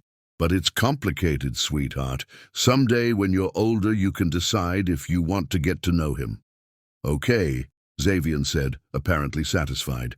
"But Mom, whatever mistakes he made, they couldn't have been worse than not getting to watch us grow up." Angela blinked back tears, amazed by her son's insight.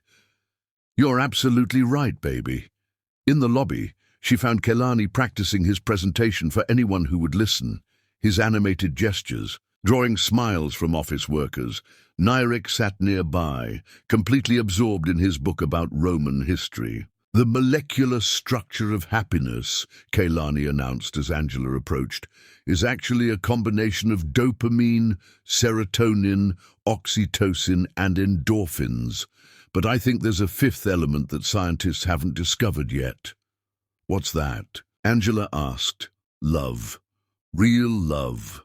The kind that doesn't change even when things get hard." Angela felt her breath catch. Sometimes her children's wisdom was almost too much to bear. "That's beautiful, Kailani, and very smart." On the drive home to their house in Brooklyn Heights, a restored brownstone that Angela had bought when the business took off, Nyrik looked up from his book and asked, "Mom, do you think people can change? Like, really change, not just pretend?" "To change?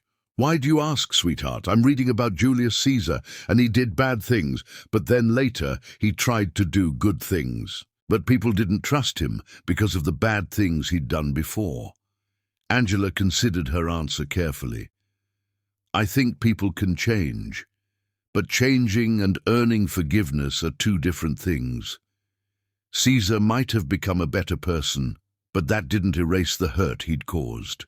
So if someone really hurt you, even if they changed, you might not be able to forgive them.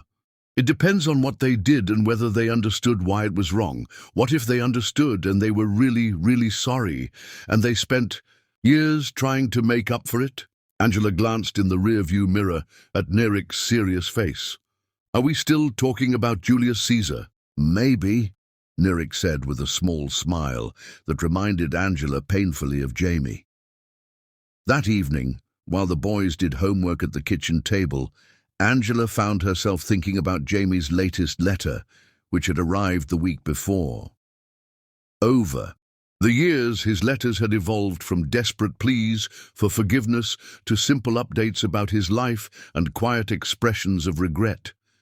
This latest one had been different, more mature, more thoughtful. Angela, I know you don't read these letters, and I understand why, but I need to write them anyway. I've been going to therapy for 6 years now, trying to understand how I became the kind of man who could have his pregnant wife committed to a psychiatric hospital. The answer is complicated, but it boils down to this: I was weak when you needed me to be strong. I've learned things about what happened that I think you should know. Dr. Hammond fled to Brazil before he could be prosecuted, but the investigation revealed the full extent of his fraud. He was paid $200,000 by my mother to fabricate your medical records and psychiatric evaluations. The blood tests were faked. Even the ultrasounds showing no pregnancy were doctored images. I know this doesn't change anything, but I thought you deserved to know that every piece of evidence I was shown was fabricated. I've cut all contact with my mother. I understand now what she did to us, to you, to our sons, to our marriage. She destroyed everything because she couldn't bear to lose control of my life. I don't expect forgiveness, but I want our sons to know that their father loves them, even if he doesn't deserve them. You've raised amazing children, Angela. They're a testament to your strength and love. If there's ever a time when the boys want to know their father, I'll be here. All my love and regret. Jamie Angela had read the letter a dozen times. She'd done her research over the years, learning the full scope of what Anne and Dr. Hammond had done. The medical fraud was staggering in its complexity. Jamie hadn't just been lied to. He'd been the victim of an elaborate conspiracy. But knowing that didn't erase the fundamental truth. When it mattered most, he'd chosen to believe others over her. "Mom, you're staring at nothing again," Kailani observed from the kitchen table. "Sorry, baby. Just thinking about Dad," Nerek asked quietly. Angela was constantly amazed by her children's perceptiveness. "How did you know?" "You get the same look when you're thinking about him that you get when you're thinking about Grandpa," Xavier said. Sad but not angry, Angela joined her sons at the table. They were right. She did miss Jamie. Not the man who'd betrayed her trust, but the man she'd fallen in love with. "Do you want to meet him?" she asked suddenly. The question surprised even her. The boys exchanged glances, having one of those silent conversations that only siblings who'd shared a womb could manage. "Maybe," Xavier said carefully, "but only if you're okay with it.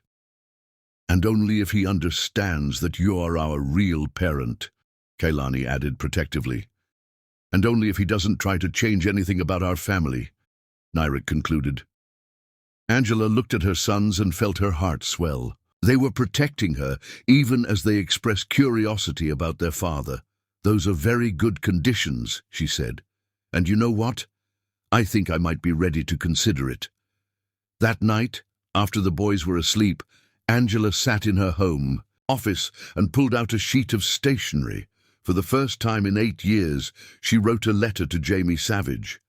"Jamie, I received your letter. All of your letters, actually. I've read every one. I want you to know that our sons are extraordinary children. They're kind, intelligent, and have more emotional maturity than most adults. They've grown up knowing they have a father who made mistakes, but who loves them. They're asking questions now about why we don't live together, why they don't know you, whether you want to be part of their lives.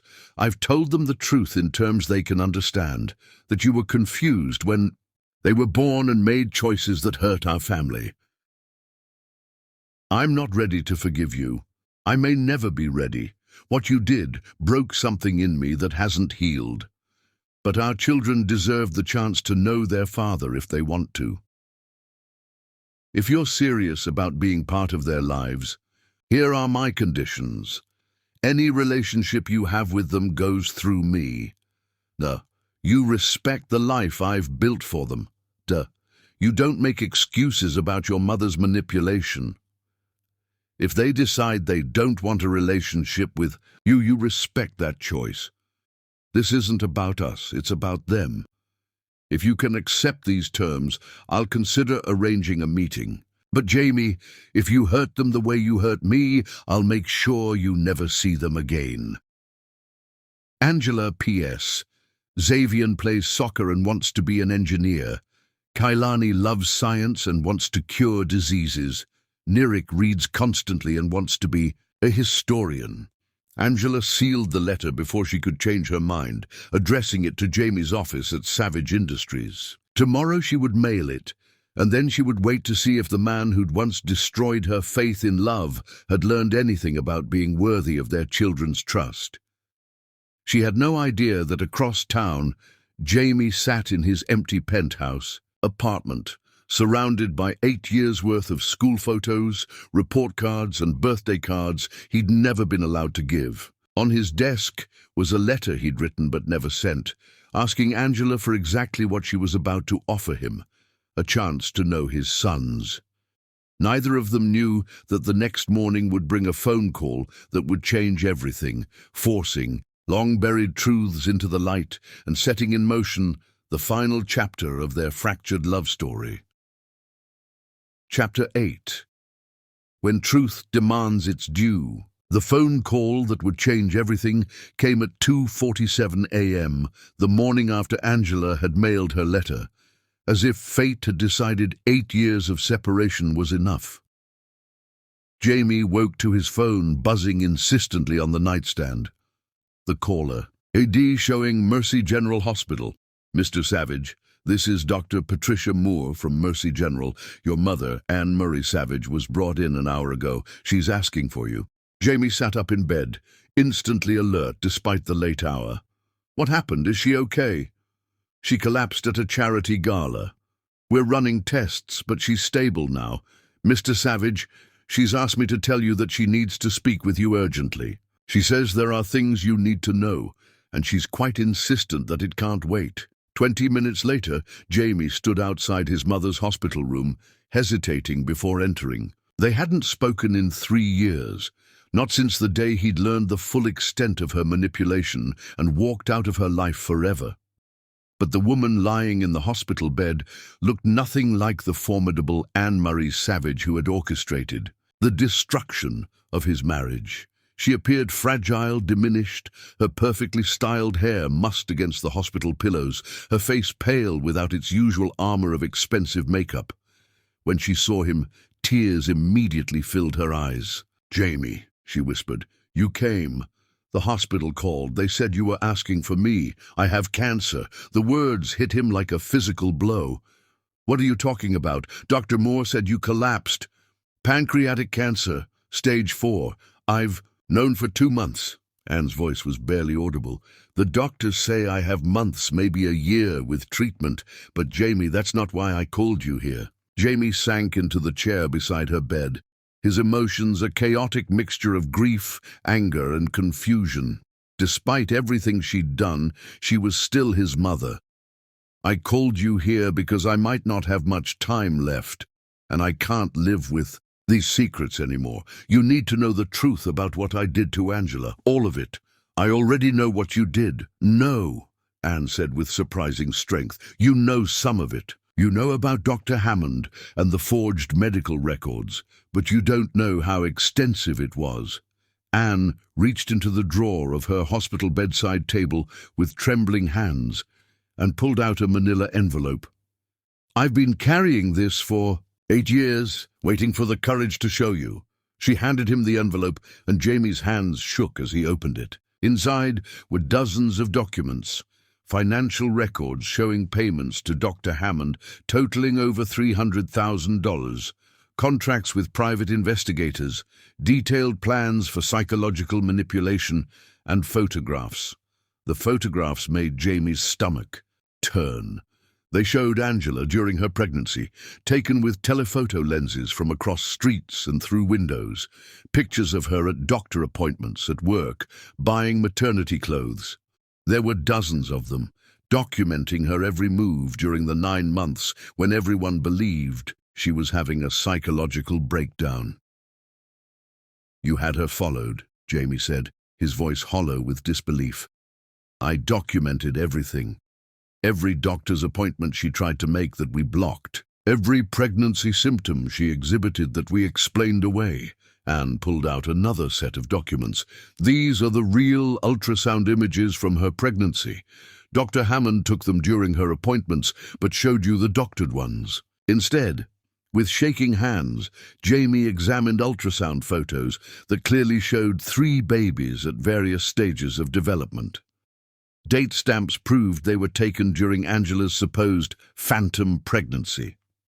In one image, he could see tiny hands and feet. In another, 3 distinct heartbeats were visible. "You knew," Jamie whispered. "The entire time you knew she was really pregnant.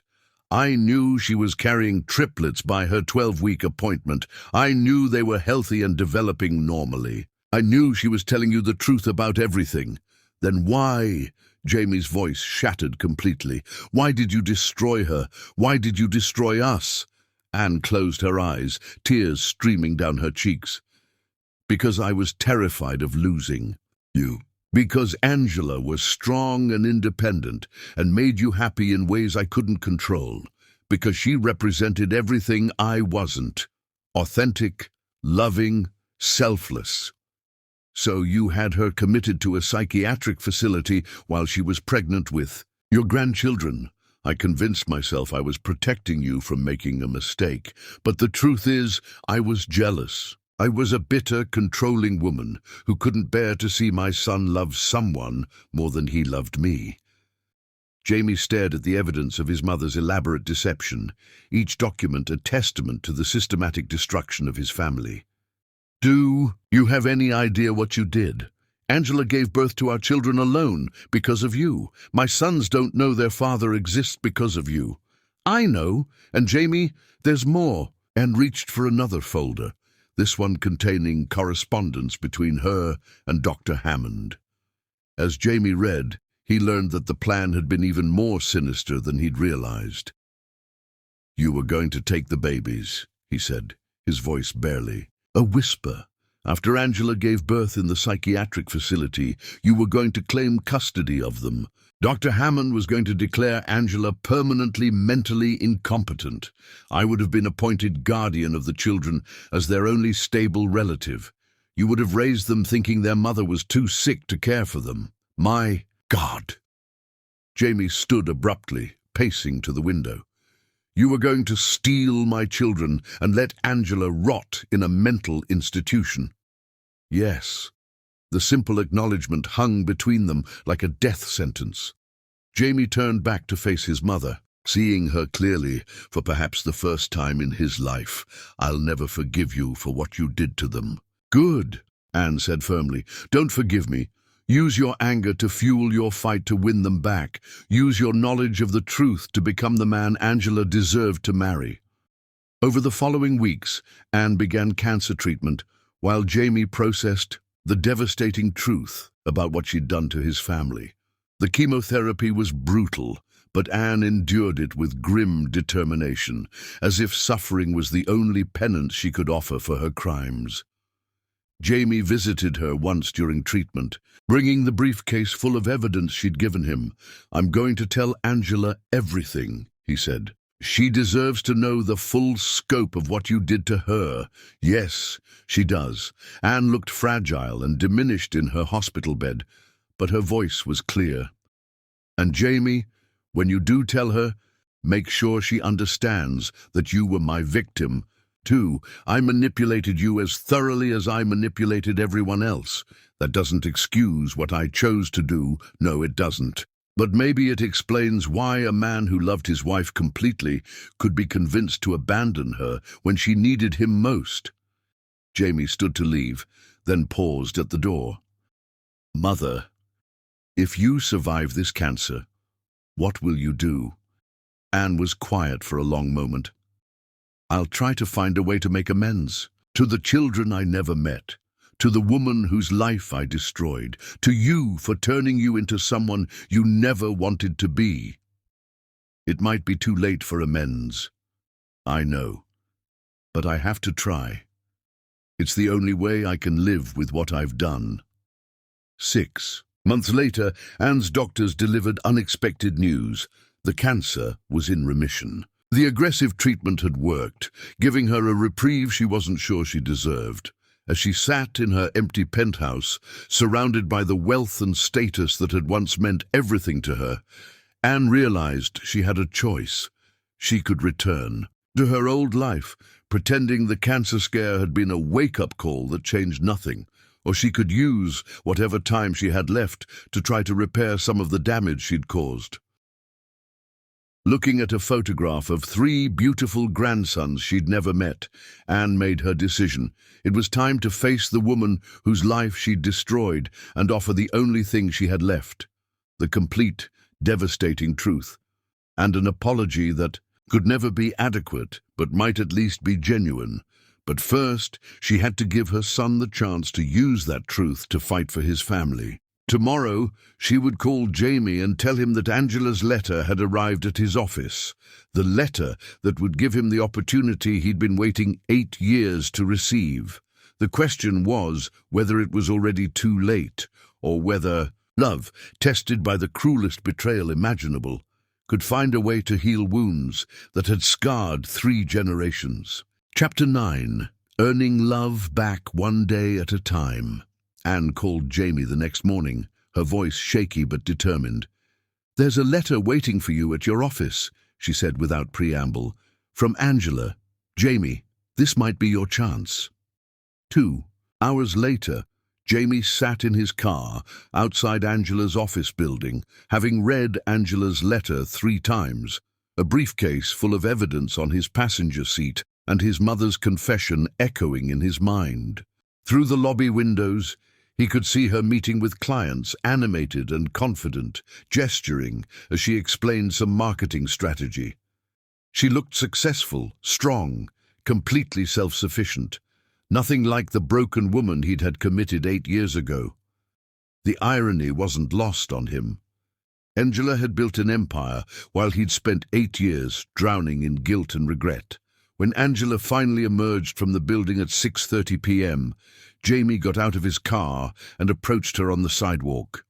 The moment she saw him, her expression went from tired satisfaction to cold wariness. "What are you doing here, Jamie? I need to talk to you. I have things you need to see." "No." Angela stepped around him toward her car. "I don't need to see anything from you." "Angela, please. My mother is dead, and she told me everything before she died. I have proof of what she did to you." Angela stopped walking but didn't turn around. "Proof of what I told you 8 years ago. Proof that I was pregnant with your children while you had me locked up. Proof that I was telling the truth when you called me delusional? Yes.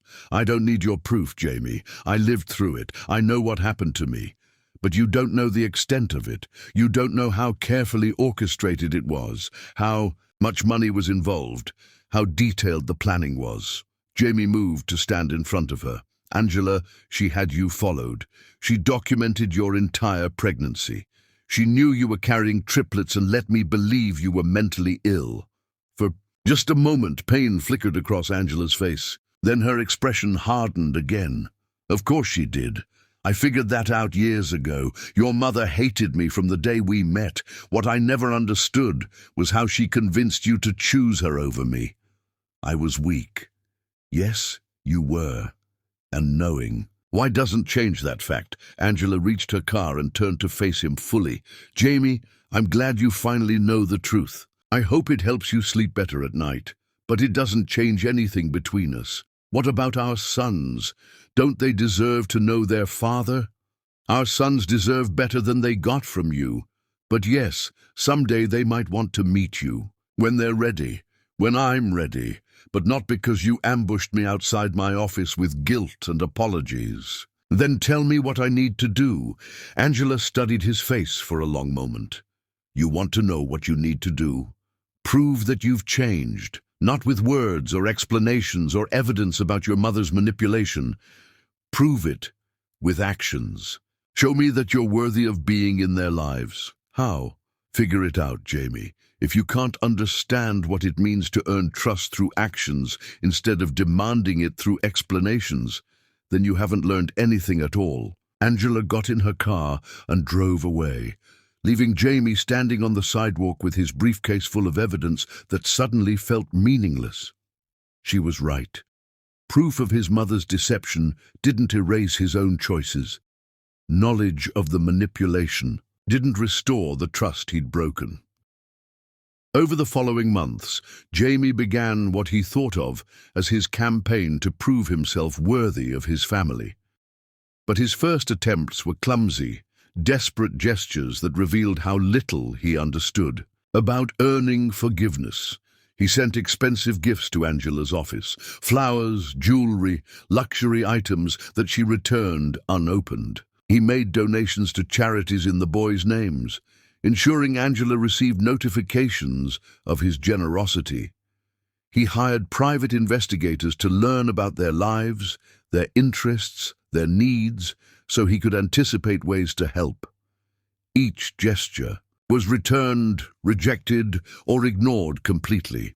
It took 6 months of failure before Jamie realized he was still trying to control the situation instead of actually changing. He was performing acts of contrition instead of demonstrating genuine transformation. The breakthrough came during a conversation with Dr. Sarah Chen, the therapist he'd been seeing since learning the truth about his mother's manipulation. "You're still trying to manage the outcome," Dr. Chen observed during one of their sessions. "Every gesture you're making is designed to get a specific response from Angela. That's manipulation, even if it's well-intentioned. Then what should I do? What would you do if you knew she would never forgive you? If you knew your sons would never want a relationship with you? How would you live then?" The question stopped Jamie cold. He'd been so focused on winning back his family that he hadn't considered what it meant to simply be a better person, regardless of the outcome. "I don't know." That's where you need to start. Becoming someone worthy of their love, whether or not you ever receive it. Jamie began making different choices. Instead of sending gifts to Angela, he anonymously funded scholarships at the boys' school for children whose parents couldn't afford tuition. Instead of hiring investigators to learn about their lives, he volunteered as a youth soccer coach, learning to work with children and understanding what made them feel valued and secure. He stopped sending letters explaining himself and started sending simple notes acknowledging their achievements: Xavier's soccer goals, Kelani's science fair victories, Nyrik's writing awards, without asking for anything in return. When Angela's car broke down outside the boys' school one rainy afternoon, Jamie happened to be driving by after his volunteer coaching session. He pulled over and offered help, expecting rejection. Instead, Angela accepted a ride home in exhausted defeat, her guard momentarily down. "Thank you," she said quietly as they sat in traffic. "I know you didn't have to stop." "Yes, I did. Not because I expect anything from you, but because it was the right thing to do." They rode in silence for several minutes before Angela spoke again. "The boys ask about you sometimes." Jamie's heart lurched, but he kept his voice steady. "What do you tell them?" "The truth. That their father made terrible mistakes, but that he loves them. That someday, if they want to, they can decide whether to meet you." "And what do they say?" "They're curious, especially lately." Xavier asked, "If you know how to play soccer, Kelani wants to know if you're smart enough to understand his science projects. Nirik wondered if you like to read." Jamie felt tears threaten. "What did you tell them?" "That I don't know who you are now. That the man I married might have been able to answer those questions, but you'd have to show them yourself who you've become." When they reached Angela's house, Jamie caught a glimpse of 3 boys watching from the window, his sons, who he'd never properly met, studying their father with intelligent, curious eyes. "Angela," he said as she got out of the car, "I don't expect forgiveness. I don't even ask for it anymore. But if there's ever a time when you think it might be safe for them to meet me, I'll be ready." What does that mean? Ready? It means I'll be someone they can count on, someone who puts their needs first, someone who earns trust instead of demanding it. Jamie looked up at the house where his children lived. It means I'll be the father they deserve, not the one they got. 3 weeks later, Angela called him. "The boys want to meet you," she said without preamble. "They've been asking more questions, and I think they're old enough to start making their own decisions about whether they want you in their lives." Jamie's hands shook as he held the phone. "When?" "Saturday afternoon. 2 hours. At the park near our house. I'll be there the entire time, and if any of them feel uncomfortable or want to leave, we leave immediately." "Of course." "Angela, thank you." "Don't thank me. This isn't for you. It's for them. They deserve the chance to know their father if they want to." Saturday arrived with unseasonably warm weather for October. Jamie arrived at the park early, sitting on a bench with a soccer ball, a science magazine, and a book about ancient Rome. Small gestures to show he'd been listening to Angela's hints about their interests. When Angela arrived with the boys, Jamie's breath caught. They were beautiful, intelligent-looking children who carried themselves with confidence and curiosity. Xavier, clearly the protector, stood slightly in front of his brothers. Kailani bounced with barely contained energy. Nirik observed everything with thoughtful eyes. "Boys," Angela said gently, "this is your father, Jamie." For a moment nobody moved. Then Kailani stepped forward with characteristic directness. "Are you really our dad?" "Yes," Jamie said, his voice thick with emotion. "I really am." "Why didn't you want to meet us before?" Xavier asked, his tone protective but not hostile. Jamie knelt down to their eye level. "Because I made terrible mistakes when you were born. I didn't believe your mother when she told me about you, and by the time I realized I was wrong, I had to learn how to be worthy of being your father." "And now you're worthy?" Nirik asked with 8-year-old bluntness. "I don't know," Jamie answered honestly. "That's something you'll have to decide for yourselves." Over the next 2 hours, Jamie didn't try to be the perfect father or win their instant affection. Instead, he listened to their stories, answered their questions honestly, and slowly began to understand the remarkable children Angela had raised. They played soccer until Xavier grudgingly admitted that Jamie wasn't terrible. They discussed Kailani's latest science experiment until the boy was satisfied that his father was smart enough to understand photosynthesis. They talked about Nirik's favorite books until the quiet boy smiled and said Jamie might have good taste in stories. When it was time to leave, the boys exchanged glances in that silent communication Angela had described. "Can we see him again?" Xavier asked his mother. "If you want to," Angela replied, "and if he continues to prove that he's worthy of your time, I will," Jamie promised, looking at each of his sons in turn. "I'll spend every day for the rest of my life proving that I'm worthy of being your father." As they walked away, Jamie heard Kailani ask Angela, "Mum, do you think Dad is sorry for the mistakes he made?" "Yes, baby," Angela replied. "I think he's very sorry." "Sorry enough to maybe try again?" Nirik added quietly. Angela glanced back at Jamie, still sitting on the park bench, and for the first time in 8 years, her expression held something that might have been hope. "Maybe," she said. "We'll have to wait and see." 3 weeks later, that tentative hope would be tested when an unexpected visitor arrived at Angela's door. Someone seeking forgiveness for sins that had shaped 8 years of separation and 3 generations of pain. Chapter 10. Love's Second Chance. 3 weeks after Jamie's first meeting with his sons, the unexpected visitor arrived exactly as Chapter 9 had foreshadowed. It was a rainy Thursday evening in April when the doorbell rang at Angela's brownstone.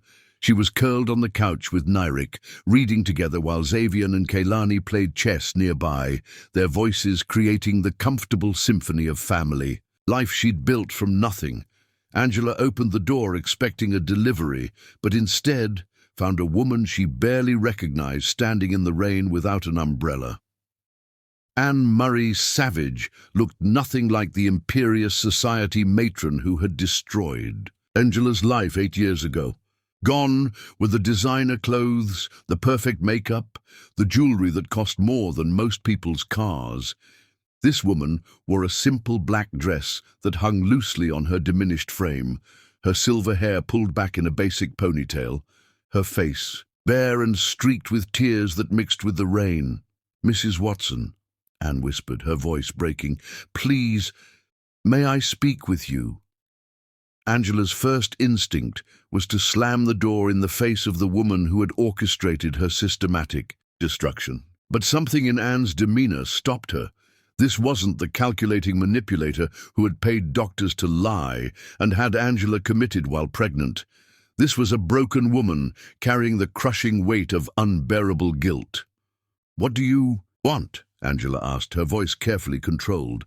"To tell you the truth, to apologize, to—" Anne's composure cracked completely, and she began sobbing in the doorway. "To beg for forgiveness I know I don't deserve." "Mom?" Xavian's voice came from behind Angela.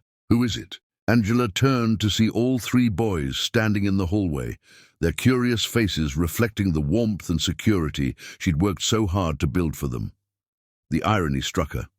Anne was meeting her grandchildren for the first time, while seeking forgiveness for trying to steal them at birth. "Boys," Angela said carefully, "this is your father's mother, your grandmother, Anne." Kaylani stepped forward with characteristic directness. "You're our grandmother. Why are you crying?" Anne looked at the 3 beautiful children she'd never been allowed to meet, children whose existence she'd denied while they grew in their mother's womb. Her sobs intensified as she knelt down to their eye level. "Because I made terrible, terrible mistakes," she whispered through her tears. "I hurt your family in ways that can never be fixed. I'm crying because I'm sorry, and because you're so beautiful, and because I lost the chance to love you the way a grandmother should." Angela watched this scene with conflicted emotions.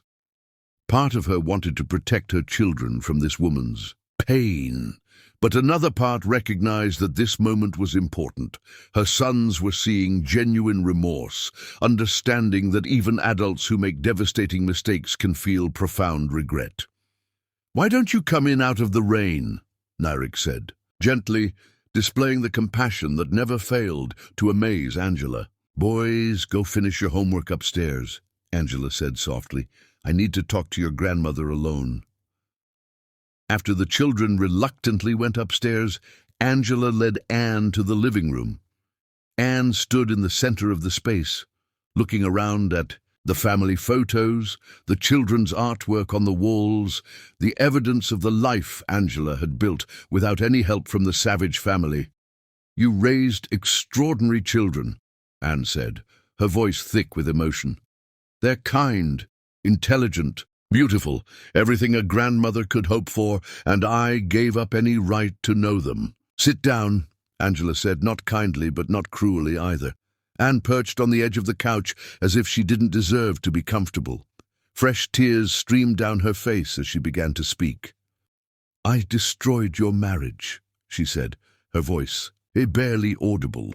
"I paid Dr. Hammond $300,000 to fabricate medical records, to convince Jamie you weren't pregnant, to make him believe you were mentally ill. I hired private investigators to follow you, to document your pregnancy while telling everyone it was delusion. I orchestrated every detail of having you committed to that psychiatric facility." Angela felt the familiar anger rise. But underneath, it was something else, a strange relief that Anne was finally speaking the complete truth. "I know all of that now," Angela said coldly. "Jamie told me after he thought you died." "I didn't die. I was supposed to. Cancer. But the treatments worked, and now I have to live with what I did." Anne's hand shook as she reached into her purse. "I brought you something. Proof of everything I did. Bank records, contracts with Dr. Hammond, surveillance photos of you during your pregnancy. Evidence of the most evil thing I've ever done." She placed a thick manila envelope on the coffee table between them. "I documented my own crimes because I was proud of how clever I thought I was. I was proud of manipulating my son into abandoning his pregnant wife. Why?" The question that had haunted Angela for 8 years finally escaped. "Why did you hate me enough to destroy my life?" Anne's sobs intensified until she could barely speak. "Because you made Jamie happy in ways I never could. Because you were everything I wasn't, genuine, loving, selfless. Because when I saw how he looked at you, I knew I'd lost him forever. So you decided to take him back by destroying me." "Yes. I told myself I was protecting him from making a mistake. I convinced myself you weren't good enough for our family, that you'd hold him back." Anne looked directly at Angela through her tears. "But the truth is, I was jealous. I was a bitter, controlling woman who couldn't bear to see my son love someone more than he loved me. You had me locked up while I was pregnant with your grandchildren." "I know." Anne's voice broke completely. "I planned to let you give birth. In that facility, then have you declared permanently mentally incompetent so I could take custody of the babies? I was going to raise them as my own while you rotted in a psychiatric hospital." Angela felt the room spin around her. She'd known Anne's plan was elaborate, but hearing the full scope of the intended cruelty was staggering. "You were going to steal my children and let me die in that place." "Yes, and Angela, that's not even the worst part." Anne was sobbing so hard she could barely breathe. "I knew you were telling the truth. I saw the ultrasound images showing 3 healthy babies. I watched you during your pregnancy, saw how you glowed, how you talked to them, how excited you were. I knew you were carrying triplets, and I let everyone believe you were insane. You knew I was pregnant the entire time, from your 12-week appointment onward.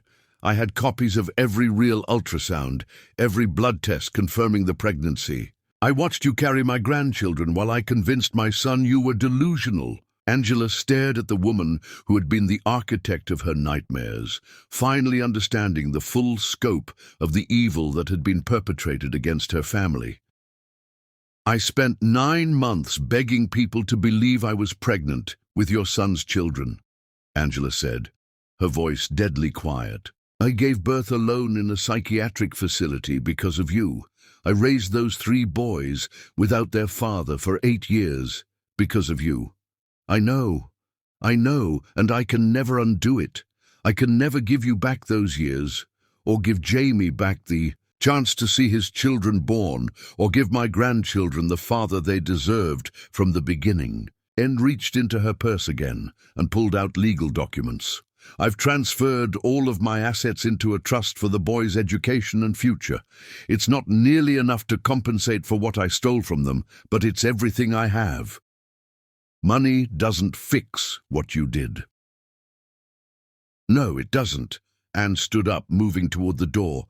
"Nothing fixes what I did. I came here because I'm dying. Maybe not from cancer anymore, but from guilt, from regret, from the knowledge that I destroyed the most beautiful love story I ever witnessed." She paused at the door, turning back to face Angela one final time. "You were right about everything.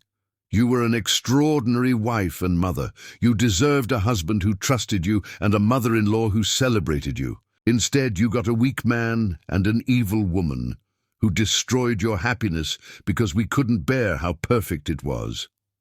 Anne's tears came harder now. 8 years of suppressed guilt pouring out. "I've spent years being worshipped by strangers, while being hated by the only people who matter. I have money, houses, respect from people who don't know what I really am. But I lost my son, never knew my grandchildren, and caused suffering that will echo through generations." "You're right," Angela said without mercy. "You did lose everything that mattered. I know, and I deserve it. But Angela, please don't let Your hatred of me prevent Jamie from having a relationship with those beautiful children. He was my victim too. I manipulated him as thoroughly as I manipulated everyone else. Angela studied Anne's face, looking for signs of manipulation or calculation, but all she saw was devastating, genuine remorse. I make decisions about my children based on what's best for them, not on my feelings about you. Then you're a better person than I ever was. Anne opened the door, then turned back one final time. Those boys upstairs, they're miracles. You raised them with the love I never gave my own son. Maybe that's how this story gets redeemed. Through them, through the love you gave them despite everything I took away. After Anne left, Angela sat alone in her living room for a long time, processing the encounter. Upstairs, she could hear her boys getting ready for bed, their voices mixing in the comfortable chaos of evening routine. Finally, she picked up her phone and called Jamie. "Angela, is everything okay? Your mother came to see me tonight." "That's impossible. She's not dead. She was dying, but she's in remission. Jamie, she told me everything, the whole truth about what she did to us." Jamie was quiet for a long moment. "How do you feel?" "Exhausted, angry, but also free somehow. For 8 years, I've wondered if I was crazy for believing the conspiracy was as extensive as it felt. Now I know it was worse than I imagined. Angela, I'm so sorry." "Come over," she interrupted. "Tonight, after the boys are asleep, we need to talk." An hour later, Jamie arrived at Angela's house, his face reflecting the same emotional exhaustion she felt. They sat together on the couch where Anne had confessed her crimes, the weight of 8 years of truth finally settling between them. "She knew," Angela said quietly. "The entire time, she knew I was pregnant with triplets. She saw the ultrasounds, the blood work, everything, and she still let you believe I was insane." Jamie's hands clenched into fists. "I should have trusted you." "Yes, you should have. But Jamie, hearing her tonight, seeing how completely she manipulated everything, I finally understand how you were deceived. It doesn't excuse what you did, but I understand it." "What does that mean?" Angela looked at him, really looked at him, for the first time in 8 years without the filter of anger and betrayal. "It means I've been watching you with our sons for months. You show up when you say you will. You listen to them. You put their needs first. You're becoming the father they deserve. I'm trying. You're succeeding, and that terrifies me." "Why?" "Because I can see the man I fell in love with. Because despite everything, part of me still loves that man, and I don't know if I'm strong enough to survive being wrong about you again." Before Jamie could respond, they heard small footsteps. On the stairs, Neric appeared in the doorway holding his favorite book about Roman emperors. "Dad, will you read me a story?" "Please." Jamie looked at Angela, who nodded slowly. "Just tonight." 30 minutes later, Angela found Jamie in the boys' bedroom, sitting on the floor between their 3 beds, telling them an elaborate bedtime story about brave knights and lost dragons. All 3 boys were captivated, their faces bright with joy and wonder, and the dragon realized, Jamie was saying, his voice soft with emotion, that the knights weren't trying to hurt him. They were trying to help him find his way home to his family, but he'd been lost for so long, he'd forgotten what home looked like. "Did he remember?" Kaylani asked breathlessly. "The knights showed him that home wasn't a place," Jamie continued. "It was the people who loved him enough to keep looking for him, even when he was too scared to come back." Angela watched from the doorway, her heart breaking and healing simultaneously. This was what she'd dreamed of during those lonely months of pregnancy. Jamie telling their children bedtime stories, being the father she'd known he could be. After the boys fell asleep, Angela and Jamie walked downstairs in charged silence. In the living room, moonlight streamed through the windows, casting silver shadows across the space where their family was slowly, carefully healing. "Angela," Jamie said, turning to face her. I know I don't deserve another chance. I failed you when you needed me most, but watching them tonight, Jamie." Angela stepped closer, close enough to see the pain and hope warring in his eyes. "I've spent 8 years being angry, 8 years protecting myself and our sons from being hurt again. But tonight, after everything your mother said, watching you with them, what? I realized that love isn't about never making mistakes. It's about what you do after you make them. It's about whether you learn, whether you grow, whether you become worthy of the love you threw away." Jamie's hands trembled as he reached up to cup her face. "Have I become worthy?" Angela looked into the eyes of the man who had broken her heart, so completely that she'd thought it would never heal. But hearts, she'd discovered, were more resilient than she'd ever imagined. And love, real love, was stronger than betrayal, deeper than pain, more enduring than the worst mistakes people could make. "I think so," she whispered. "And I'm ready to find out." When Jamie kissed her, it carried the weight of 8 years, of separation, the pain of betrayal and abandonment, and the trembling hope of redemption. It was desperate and gentle, an apology and a promise, a reclaiming of love that had survived the unthinkable. "I love you," Jamie whispered against her lips. "I never stopped, even when I was too broken to deserve it." "I love you too," Angela admitted, the words feeling both foreign and perfectly right. "But if we do this, if we try again, it won't be like before. I know, you're stronger now, wiser, more incredible than I ever deserved. And you're different too. I'm the man who spent 8 years learning the difference between love and control, between trust and blind faith, between being someone's son and being someone's father." Angela smiled through tears that felt different from any she'd cried in 8 years, tears of hope instead of grief, of possibility instead of loss. "Then maybe we can be different together. Maybe we can build something better than what we lost."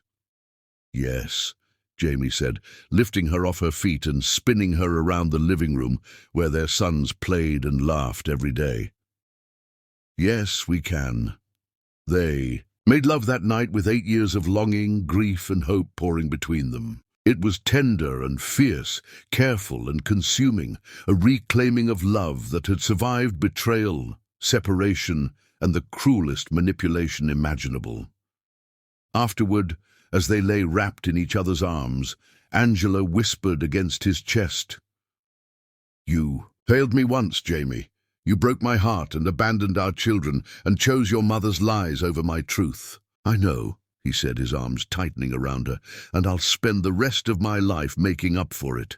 But this time," she continued, her voice strong with determination and fierce love, "this time you fight for us, every damn day. When it's hard, when people try to tear us apart, when the world tells us we don't belong together, you fight for us."